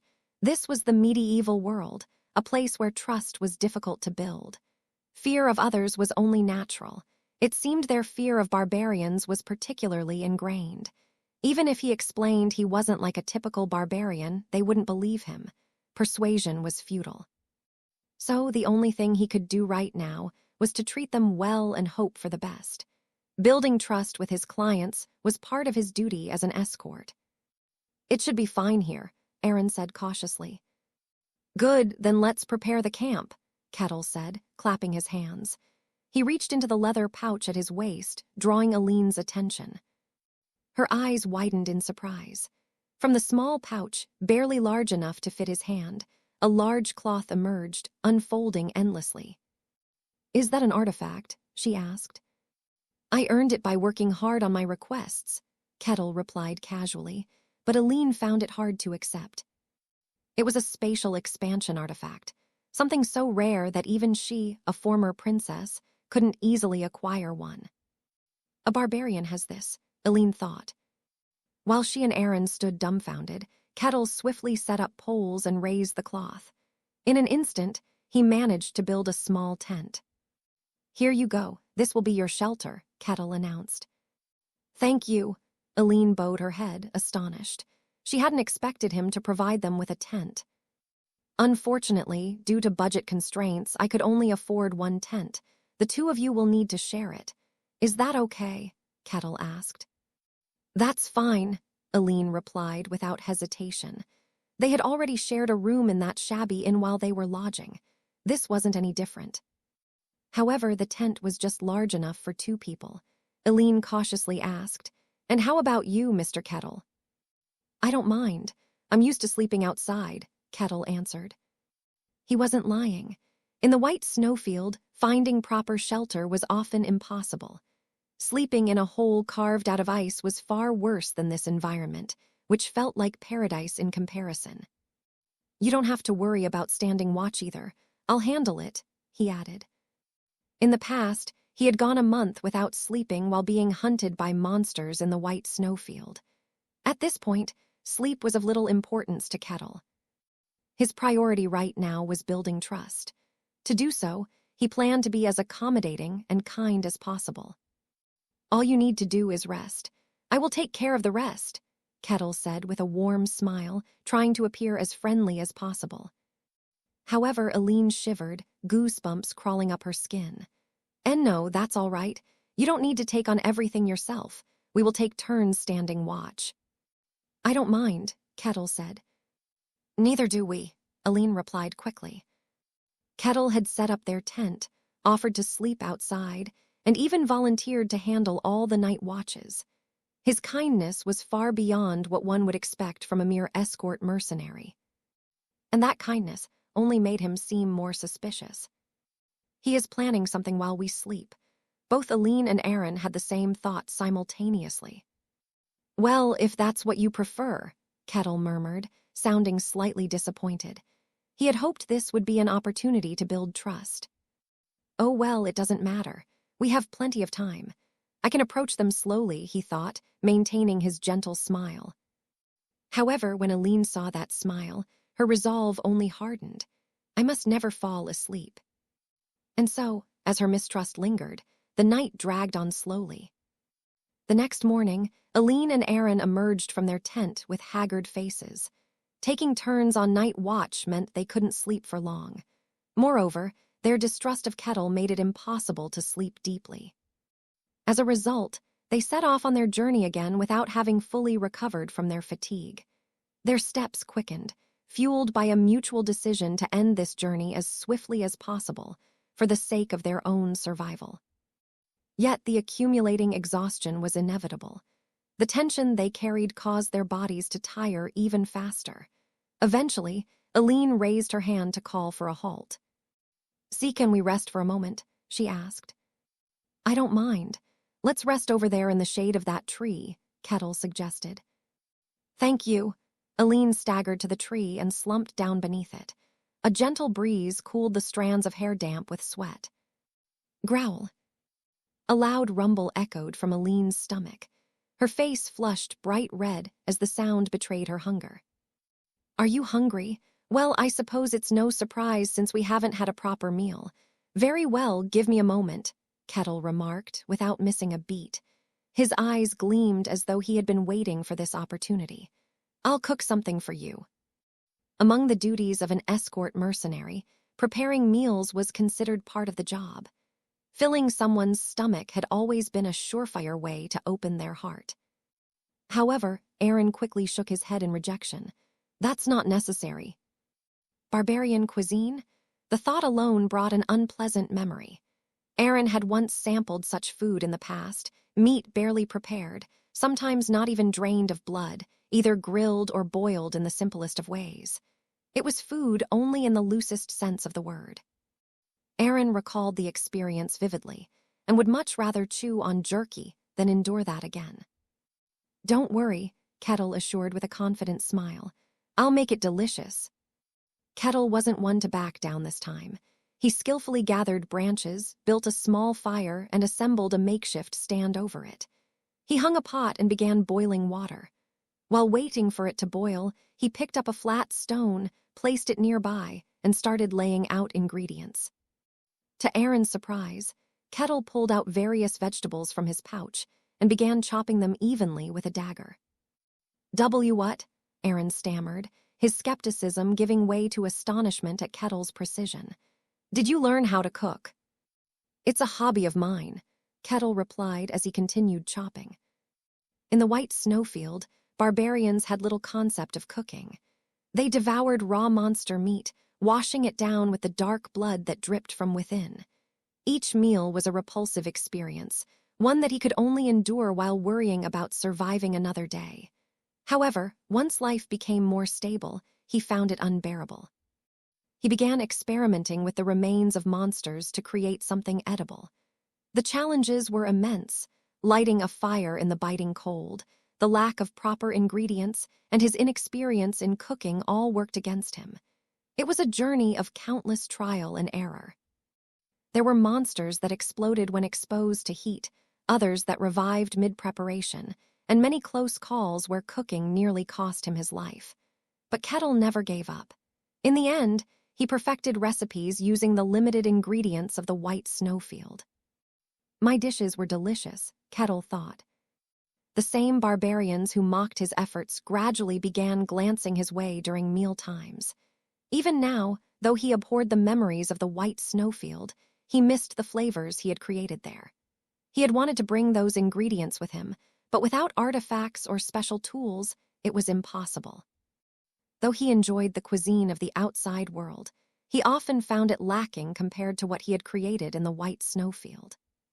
Thanks to that experience, Kettle had developed the ability to make passable dishes even with basic ingredients. He drained the now-cooked noodles and discarded the water, then retrieved a bottle of oil. Oil, Aaron's eyes widened. Oil was far from cheap. Commoners would consider themselves fortunate to use it once a month. Yet Kettle generously poured the oil into the pot. He added the vegetables, stirring them to the perfect level of doneness. As the vegetables sizzled in the heated oil, their aroma filled the air, blending into a tantalizing fragrance. Before long, both Aline and Aaron found themselves staring at the pot in a daze. Kettle tossed the noodles into the mix, creating a dish that resembled pasta. It was a simple recipe, but it looked anything but bland. "I wanted to cook the noodles separately for the best texture, but we lack the space for that. My apologies," Kettle said with a casual shrug. "And no, it's fine," Aaron stammered, still watching in disbelief. When the dish was nearly done, Kettle stirred it lightly and sprinkled in some spices for flavor. The aroma of a freshly cooked meal wafted through the forest, enticing and mouth-watering. Kettle retrieved a wooden fork and offered it to Aline. "Would you like some?" he asked. Aline stared blankly into the pot. It was a properly cooked meal.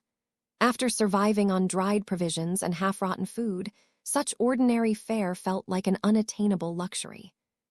Her stomach churned with longing despite the oil-laden noodles, exuding an aroma she wasn't particularly fond of. She almost instinctively said yes, but catching herself, she quickly shook her head. "No, I'm fine. I don't really enjoy greasy food." Her distrust of Kettle remained unchanged. She couldn't eat something prepared by someone she didn't trust, especially when she couldn't be sure what strange substances might have been added during the cooking process. "This will suffice," Aline said, pulling out a piece of jerky from her pouch. Aaron also came to his senses and refused. "I'll pass as well." "Are you sure? Do you prefer jerky then?" "That's a shame," Kettle said with a shrug as he began eating his pasta alone. Aline bit into her jerky.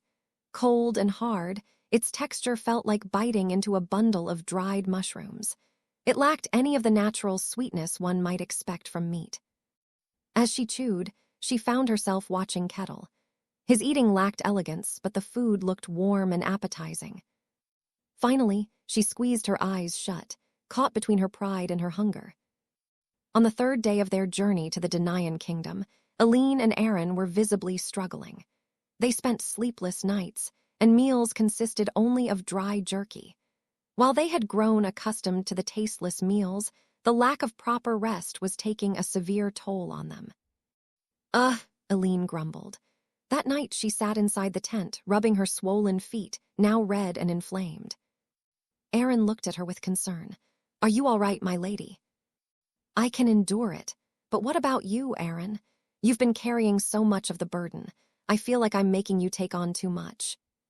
The three of them had agreed to take turns standing watch. However, they couldn't trust Kettle. Even when it was Kettle's turn to keep watch, one of them had to stay awake to monitor him. Aaron had volunteered to shoulder that role. As a result, Aaron ended up standing watch for both his own shift and Kettle's. He tapped his chest lightly. "I am fine, my lady. Old men like me don't need much sleep. Don't worry about me and get some rest." "Thank you." Aline slowly lay down on the bedding. Soon, her breathing evened out into the rhythm of sleep. Aaron gazed at her with a sorrowful expression. Poor lady. She was someone who had grown up receiving the love and adoration of all. Yet, here she was, enduring a perilous journey. Despite her hardships, Aline never once complained. Instead, she consoled and encouraged Aaron whenever he seemed weary. I must protect her. As her tutor and retainer, it was his duty to safeguard her, even at the cost of his own life. Strengthening his resolve, Aaron left the tent and leaned against a tree. "I'm so tired." It was the third day, and he hadn't slept more than 2 hours a night. Even then, he only dozed lightly, always half awake, in case something happened. The accumulated fatigue of the journey suddenly weighed down on him. He had to endure, but he was so sleepy. Hopping to ease his exhaustion slightly, he closed his eyes for just a moment. Then he opened them. The first sound he heard was birds chirping. The sunlight filtered through the leaves, scattering golden rays. "Huh," Aaron muttered. When he closed his eyes, it had been the dead of night. But now the sun shone brightly in the sky.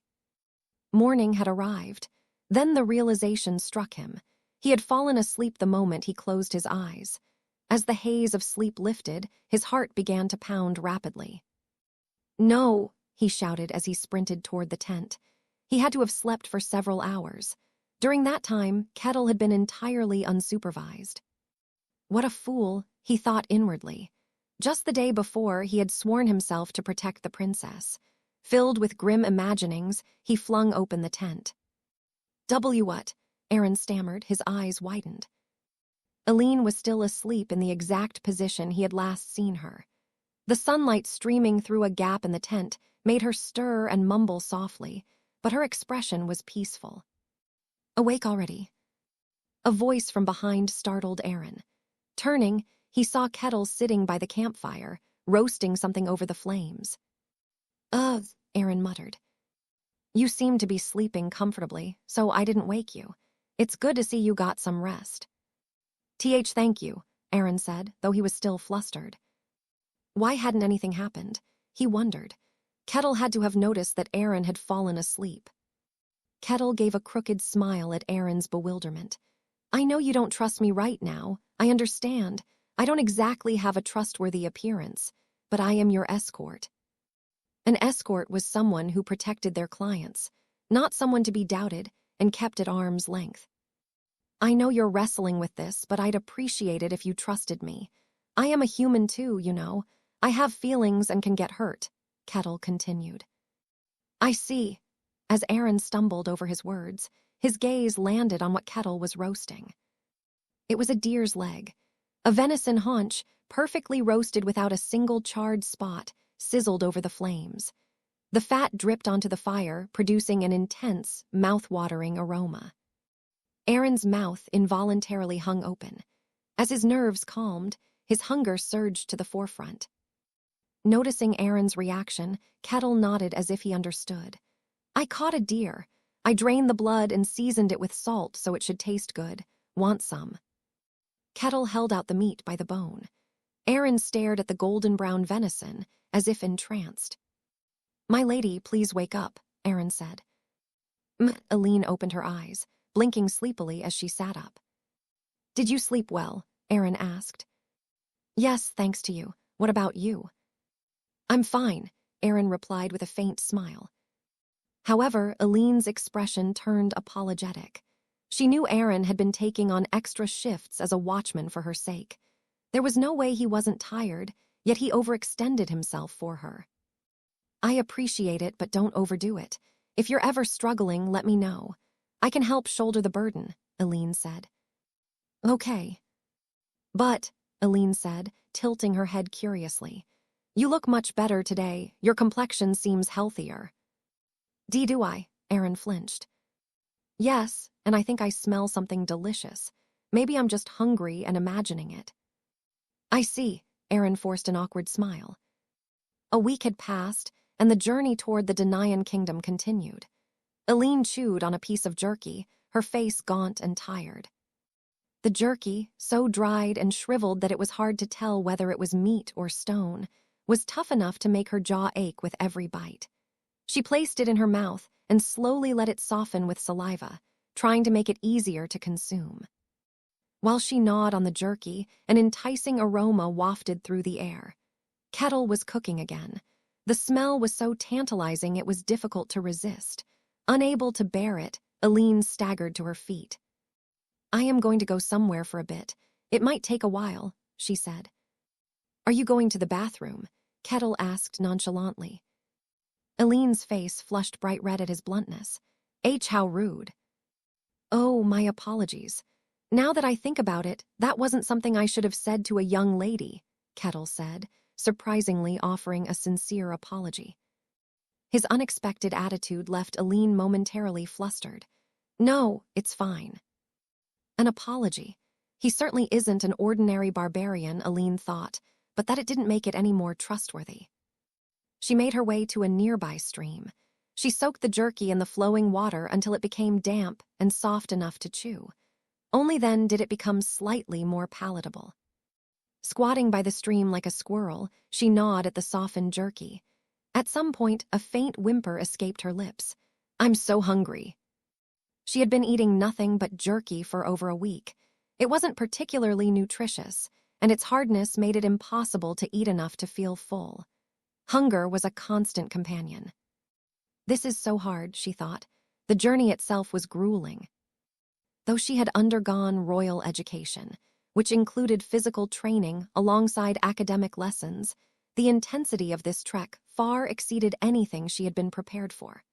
While the training had been rigorous, it hadn't been designed to prepare her for an ordeal of this magnitude.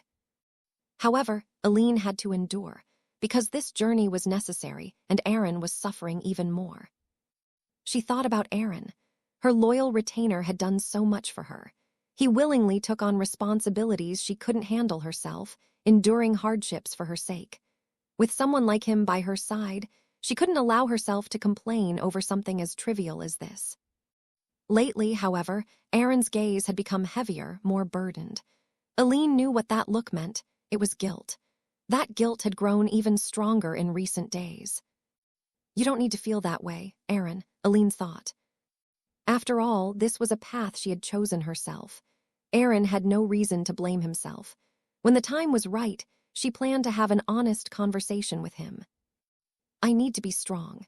Aaron is having a harder time than I am. As his master, she couldn't allow herself to voice any complaints. Resolving herself, Aline quietly returned after hydrating. As she approached the camp, she heard quiet noises. Oh, so that's how you cook it. Not bad, right? It's crude, but not terrible. It works when precise measurements aren't an option. Huh, Aline paused in surprise.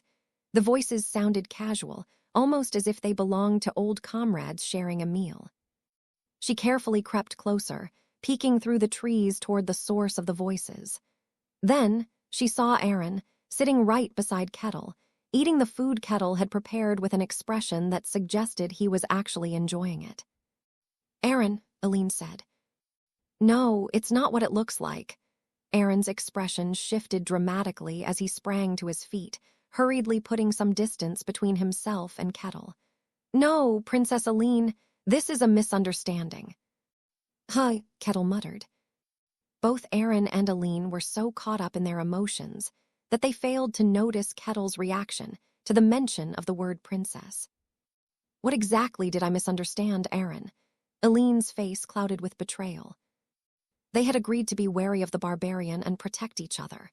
And yet, there Aaron was, chatting amiably with one and even eating his food. I see, so that's why your complexion has looked so strangely healthy lately. You've been secretly eating food prepared by the barbarian behind my back. Was it good? It must have been, given the smell, Aline remarked sharply. Aaron stammered, his face drained of color. No, that's not it, it's just that the timing was difficult too. Timing? Are you saying you couldn't find the right moment to tell me that you have become friendly with the barbarian? No, my lady, I'm not saying that. I mean, this barbarian isn't as bad as we thought. He is not someone we need to. Is that something you should be saying right now? Aline bit her lip, visibly trembling with frustration. Aaron stuttered, desperately trying to explain, but his words faltered. I want you to calm down, Kettle intervened smoothly, cutting through the tense atmosphere. So, you refused to eat my food because you didn't trust me? Well, I suppose I can't blame you for hesitating to eat something made by someone you don't trust. Is that why you've been splitting the night watch shifts too? Well, it was then that Aline realized the implications of her words. What she had just said was essentially a direct admission that they didn't trust Kettle. The dynamic shifted. Aline looked at Kettle with a stiff expression, stumbling over her words. No, that's not what I meant. It doesn't matter, Kettle replied, stroking his chin thoughtfully. Trust isn't something that can be built overnight. He had expected this reaction. In this world, distrust of others ran deeper than it did on Earth, and prejudice against barbarians was even more deeply rooted. Even if he claimed he wasn't a barbarian, there was no reason for them to believe him. Aline and Aaron had reluctantly accepted him as their escort and had never trusted him from the beginning. Kettle wasn't naive enough to be unaware of that. How should I resolve this? Kettle thought. After contemplating the matter, he reached his decision and spoke. First, let me clear up any misunderstandings. I am not a barbarian. Why you're not? Aline asked, though her tone made it clear she was skeptical. Kettle reiterated firmly. To be precise, I was born as a barbarian, but I wasn't raised as one. What? Aline's eyes widened, her disbelief replaced with a flicker of curiosity. I was born to barbarian parents. However, my tribe was annihilated a week after my birth. I was found crying amidst the ruins by a wandering adventurer who took me in and raised me. It was a seamless web of lies, devoid of any truth, but Kettle didn't care. Civilizations, at their core, relied on a foundation of minimal deception. A sliver of belief crept into Aline's eyes, where there had been none before. Kettle continued his fabricated tale. The adventurer who took me in later died during a journey. As a child, I was left to fend for myself. However, that was a problem. Though he had the body of a barbarian, Kettle had been raised as a civilized person. Still, the people around him only saw a barbarian. No one trusted me. Everyone feared me. I couldn't find companions who would accept me. After countless travels, I finally found a place that would take me in, Kettle continued. And that place was the Barkin estate, Aline asked. Correct, Kettle nodded solemnly. I am indeed a barbarian, but I am also a civilized man. While it's understandable if you can't trust me entirely, I hope you will at least acknowledge that. These were all lies. Not a single word of his story was true, but it didn't matter. The pity beginning to surface in Aline's expression was real, and strictly speaking, it wasn't entirely false. While Kettle bore the physique of a barbarian, his intellect was undeniably that of a civilized man. I see, Aline murmured, nodding slowly. She couldn't fully trust his words, but if she assumed them to be true, they explained his behavior toward her and Aaron thus far. Wait, come to think of it, his story has to be true. Otherwise, how could I make sense of his consistently kind actions? Aline thought. A sudden wave of embarrassment washed over Aline. She had been taught not to judge people by appearance. Yet she had been frightened by Kettle's barbarian exterior and had failed to trust him, their escort mercenary. She had even treated the food he prepared as if it were poisoned. I was so foolish, and Kettle is so brave for telling me all this, Aline thought. In her eyes, Kettle was someone who had likely endured countless hardships and suspicions because of his barbarian heritage. Yet, despite all that, he hadn't lost himself. He still cared for and respected others. He was practically a saint. To think I doubted someone like him, Aline felt deeply ashamed. She lowered her head. I am sorry, Mr. Kettle, I didn't trust you. Gotcha, Kettle thought. He silently celebrated his success. He wanted to burst into a dance of triumph, but managed to maintain his calm demeanor. It's fine, he said, shaking his head as if it were nothing. I can't blame you for the misunderstanding. Thank you. Aline's admiration grew even more. She believed Kettle was remarkable to respond so calmly, as if her distrust was no big deal. Of course, Kettle was internally delighted by how well his plan had worked. Had no one been watching, he might have danced with joy. However, Aline didn't know any of this. To her, Kettle was someone to be respected. Then, I'll be counting on you from now on, Kettle said. Yes, of course, Aline replied, nodding earnestly. Aaron, meanwhile, sighed in relief. At least now the princess wouldn't scold him further. That night, for the first time since leaving her kingdom, Aline enjoyed a proper meal and fell asleep with her heart at ease. From then on, the journey became much more manageable. With Aline and Aaron now accepting Kettle's goodwill, he took over the entire night watch duty. Meals, though simple, were filling enough to sustain them for the journey. Wow, so that's how you cook, Aline watched Kettle as he prepared their food. This time she was sitting right beside him. That's amazing. Who taught you how to do this? No one. I simply tried a bit of everything to survive. After a lot of trial and error, I figured out what works, Kettle replied. Is that so? That's impressive. Would you like to give it a try? It's more fun than it looks. Well, if you insist, I will give it a shot, Aline replied, hesitantly picking up a dagger to chop the vegetables. Kettle watched her with a satisfied expression. This was the ideal level of comfort and distance between a mercenary and their client. Once again, Kettle had succeeded. Deep within, he was completely satisfied. As this pleasant scene unfolded, far from their group, deep within the forest, a figure watched from the shadows. So they have suddenly gotten close, huh? Shame I can't hear what they're saying, the man muttered. The figure appeared young, with an unremarkable face one might see anywhere. However, his appearance was deceptive. In reality, he was one of the oldest beings in existence, a Lich, the master of the Mage Tower.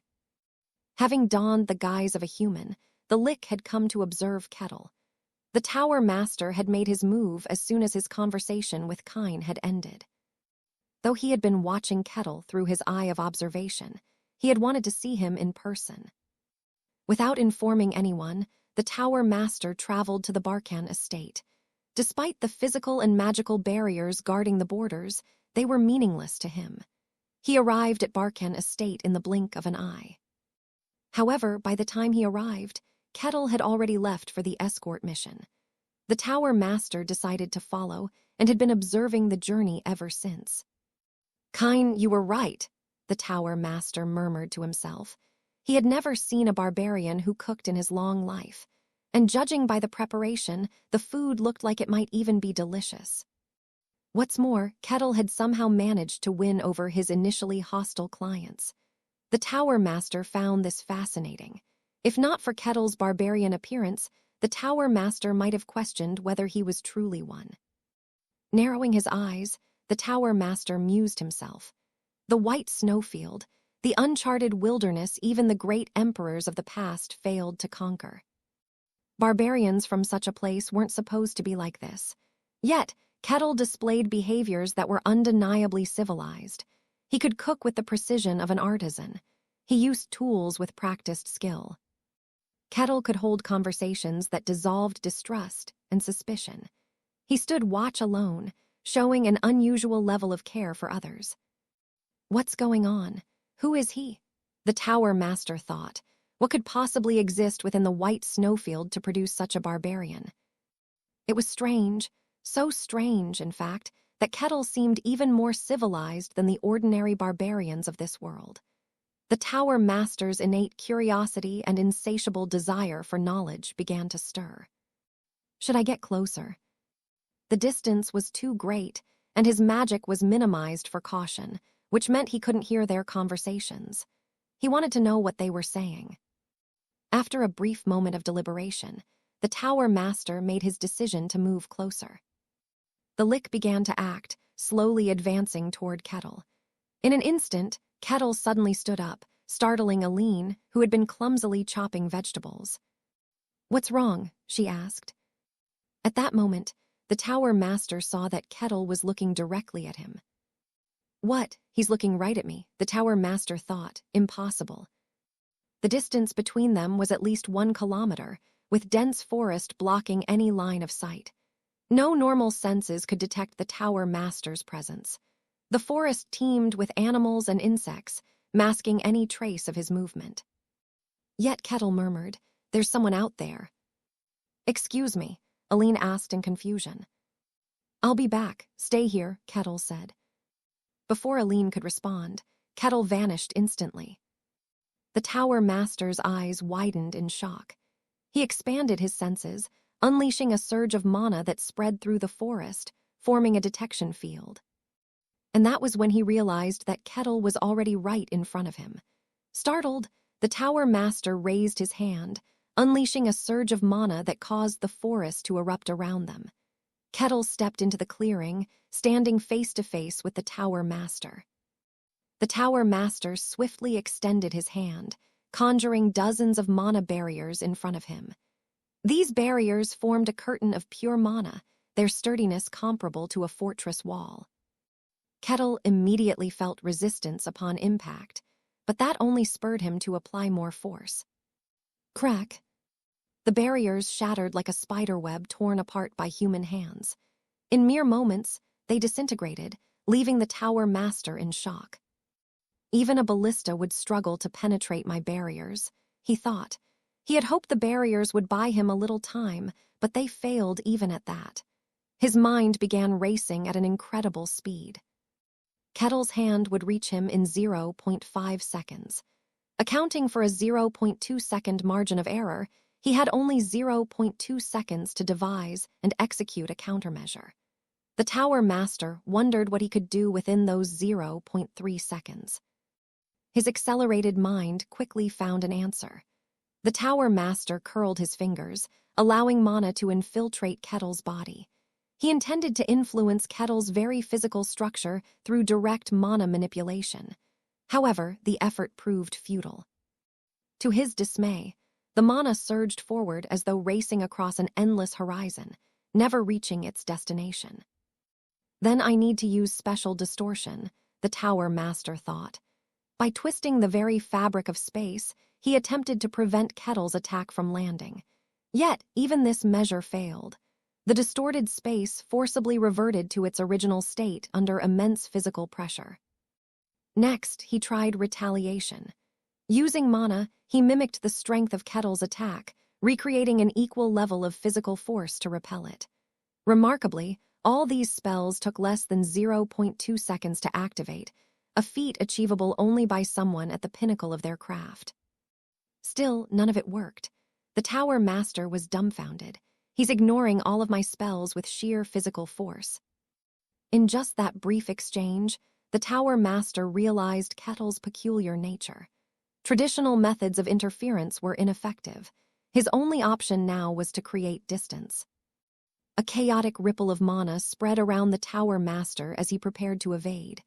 There was still a sliver of time before Kettle's hand could touch him. However, in that instant, Kettle accelerated further. He's getting even faster. Before the thought could fully form in his mind, Kettle's hand gripped the Tower Master's neck. Boom! The Tower Master was slammed into the ground with tremendous force. Kettle clicked his tongue. I miscalculated my strength again, he thought to himself. Something fell off, prompting him to increase his speed unnecessarily.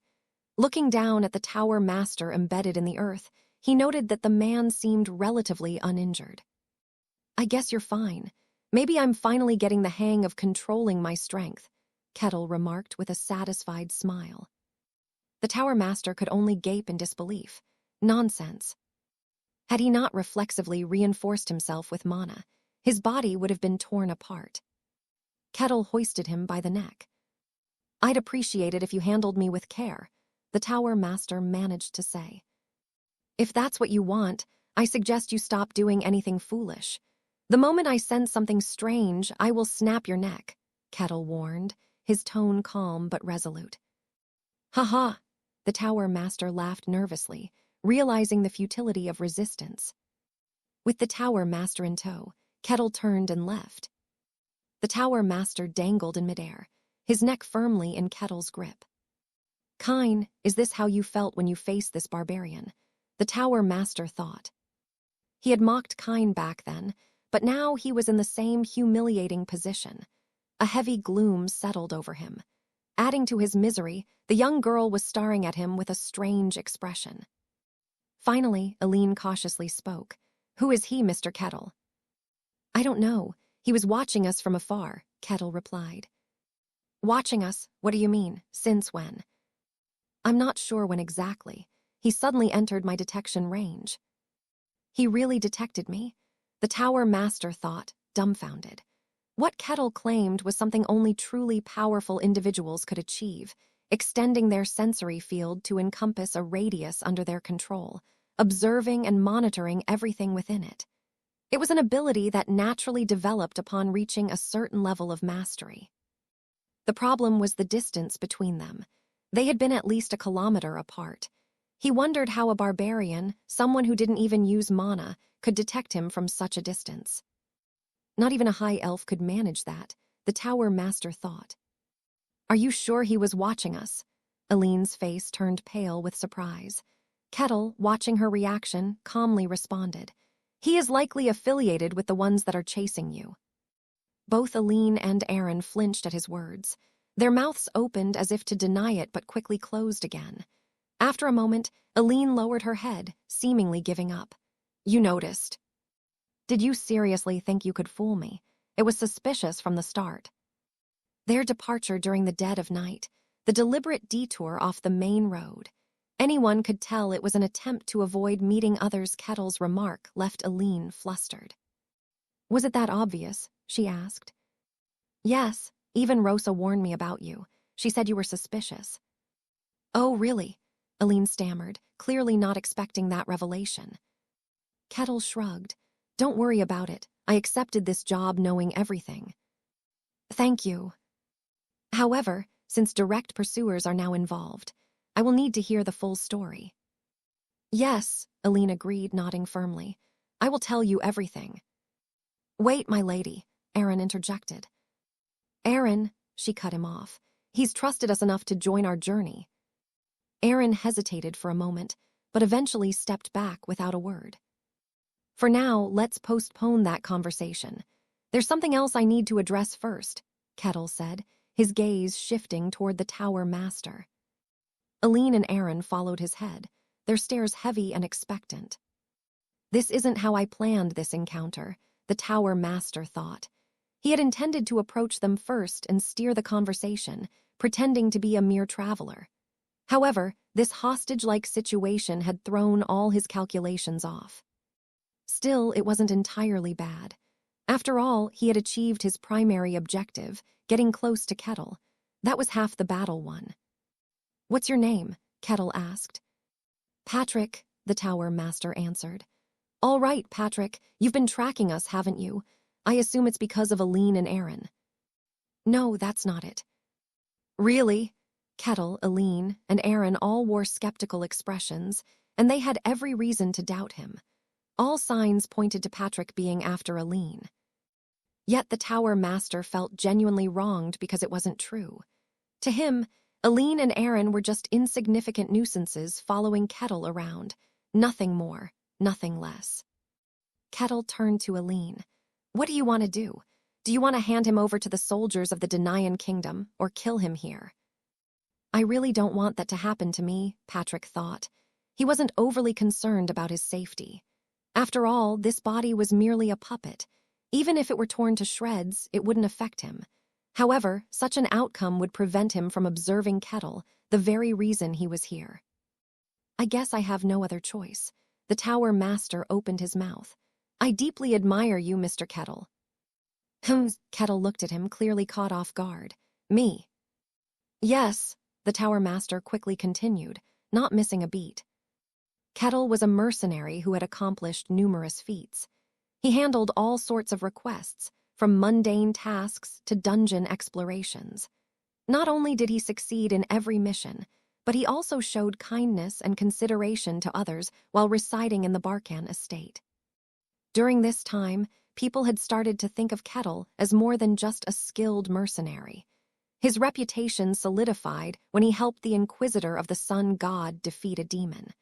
As a result, a number of young men in the region began to look up to him.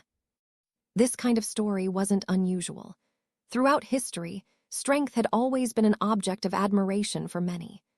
As a C-rank mercenary, Kettle's status was exceptionally high in the Barkan estate, making him a natural role model for aspiring adventurers. Patrick, or rather the identity the tower master had fabricated, was one of those admirers. So much so that Patrick had even left his hometown to follow Kettle on his travels. This backstory had been meticulously crafted in case things didn't go as planned. Kettle tilted his head. That's strange. I've never seen your face before. That's because I've been too scared to venture outside, Patrick replied. Kettle raised an eyebrow, then nodded as if realizing something. So you're a couch potato. Excuse me, Patrick asked. Never mind. So you decided to follow me to change yourself. Yes, I thought following you might help me become a better person. The sight of someone as powerful as the tower master humbling himself to idolize a barbarian would have shocked any mage familiar with his true identity. I see, Kettle muttered, staring intently at Patrick. Then let's test a few things. Of course, Patrick replied, nodding quickly. Kettle began questioning Patrick about various details, what he had done in the estate, what had happened there, and more. The tower master was momentarily taken aback. Kettle's questions were astute, targeting information that only someone genuinely from the estate would know. Had this been an ordinary tracker, they would have failed and lost their life. But Patrick had been watching Kettle ever since he met with Kine, so he had no trouble answering. Interesting, Kettle remarked, finally releasing his grip on Patrick's neck with a smile. So you admire me, huh? Thanks, but you've chosen quite the risky path, following me on such a dangerous journey. It's fine. Risks are a part of any worthwhile challenge, Patrick responded. You're right, you're absolutely right. Kettle laughed heartily. Observing this exchange, Aaron voiced his concern. Isn't it possible he's lying? That's unlikely. Even if he is, it's clear he is genuinely from the estate. There's no way someone could know all that just from rumors. Patrick's answers had included even the minutiae of life in the Barken estate, details from long before Aline and Aaron had arrived. If your pursuer has been living in the estate before you arrived, maybe, but that's highly unlikely, Kettle concluded. That's true, Aaron admitted reluctantly. Kettle stroked his chin thoughtfully, but I can't just let him go. Patrick's story made sense, but there was still no hard evidence. After a moment of contemplation, Kettle smacked his fist into his palm as if struck by an idea. This should work. Hold on a moment. He rummaged through his pouch and pulled out a rope. They resumed their journey, now with one additional member. Patrick followed, bound with a rope. This is the first time I've been in such a humiliating position, Patrick thought. He was likely someone from the estate, and it didn't seem like he was after Aline and Aaron. However, since they couldn't be entirely sure, they couldn't risk letting him go. Thus, Kettle decided to keep Patrick bound and bring him along. Aline and Aaron glanced uneasily at Patrick, who trudged along in his bindings. Kettle gave Patrick an apologetic smile. Forgive my rudeness. No, it's fine. I don't mind, Patrick replied, shaking his head. He meant it. Though this situation is utterly miserable, Patrick thought. Despite his current state, he achieved his goal, observing Kettle up close and learning more about the man. While it wasn't how he had imagined things would go, it wasn't entirely bad either. Patrick quietly observed Kettle. The barbarian wasn't just intelligent, he was sharp. His brilliance wasn't about having knowledge, but rather about being able to grasp the essence of objects and the crux of situations more effectively than most so-called geniuses. And most importantly, Kettle was strong. Now I understand why Kine said he couldn't comprehend this barbarian, Patrick thought. Kettle had closed an immense distance in an instant, moving at a speed that defied logic. Moreover, he had shattered Patrick's magic with pure physical force, disregarding all its complexities. He's fast and strong. Patrick wasn't at his full power. As a lick, he had come here using an artificial vessel, not his true form. Controlling this body felt akin to operating a puppet. Instead of drawing upon the nearly infinite mana of his true form, he was restricted to using the minuscule mana stored within the vessel. As a result, his magic was significantly weaker and slower. So slow, in fact, that compared to his original self, it was akin to a snail's pace. Additionally, as a mage, he thrived on preparation and planning. In sudden combat situations, he couldn't fully demonstrate his capabilities. Even so, the Tower Master was still strong enough to handle most transcendent opponents with ease. This meant that, for Kettle to overpower him, Kettle's strength had to surpass the transcendent level. Is he as powerful as a hero? Patrick thought, skeptical. Even among transcendents, there were significant differences in power. Kettle had only demonstrated brute strength so far, and sheer physical power alone often crumbled in the face of extraordinary magical feats capable of shaking the world. But then again, Kettle likely hadn't revealed everything he was capable of either. The Tower Master's mind raced as they continued forward. Aline approached Kettle with a determined expression. Kettle, I have something to tell you, she said. Are you ready to talk now? Kettle replied. I'm truly sorry for keeping quiet, Aline said, bowing her head. I understand. You couldn't be sure whether or not you could trust me, Kettle said, his tone calm. That trust, however, had now been earned. Kettle felt deeply satisfied. The time had come for his suspicious employers to finally open up and share the secrets they had been hiding. Honestly, we didn't intend to tell you. Everything had gone smoothly so far, and there hadn't been any pursuit. We hired you purely as a guide and to deal with bandits or thieves, Aline admitted after some hesitation. She paused, considering her words carefully before continuing. If, after hearing everything, you feel you can no longer fulfill the request, please let us know. We apologize. As she was about to speak further, Kettle raised his hand, causing Aline to freeze. Fear flickered in her eyes. Was I too brazen? Is he going to get angry for deceiving him? Aline thought. However, instead of lashing out, Kettle shook his head. Uninvited guests have arrived, he said, his gaze shifting forward. The sound of rustling bushes echoed in the air. Kettle's eyes narrowed. I think this time they're here because of you.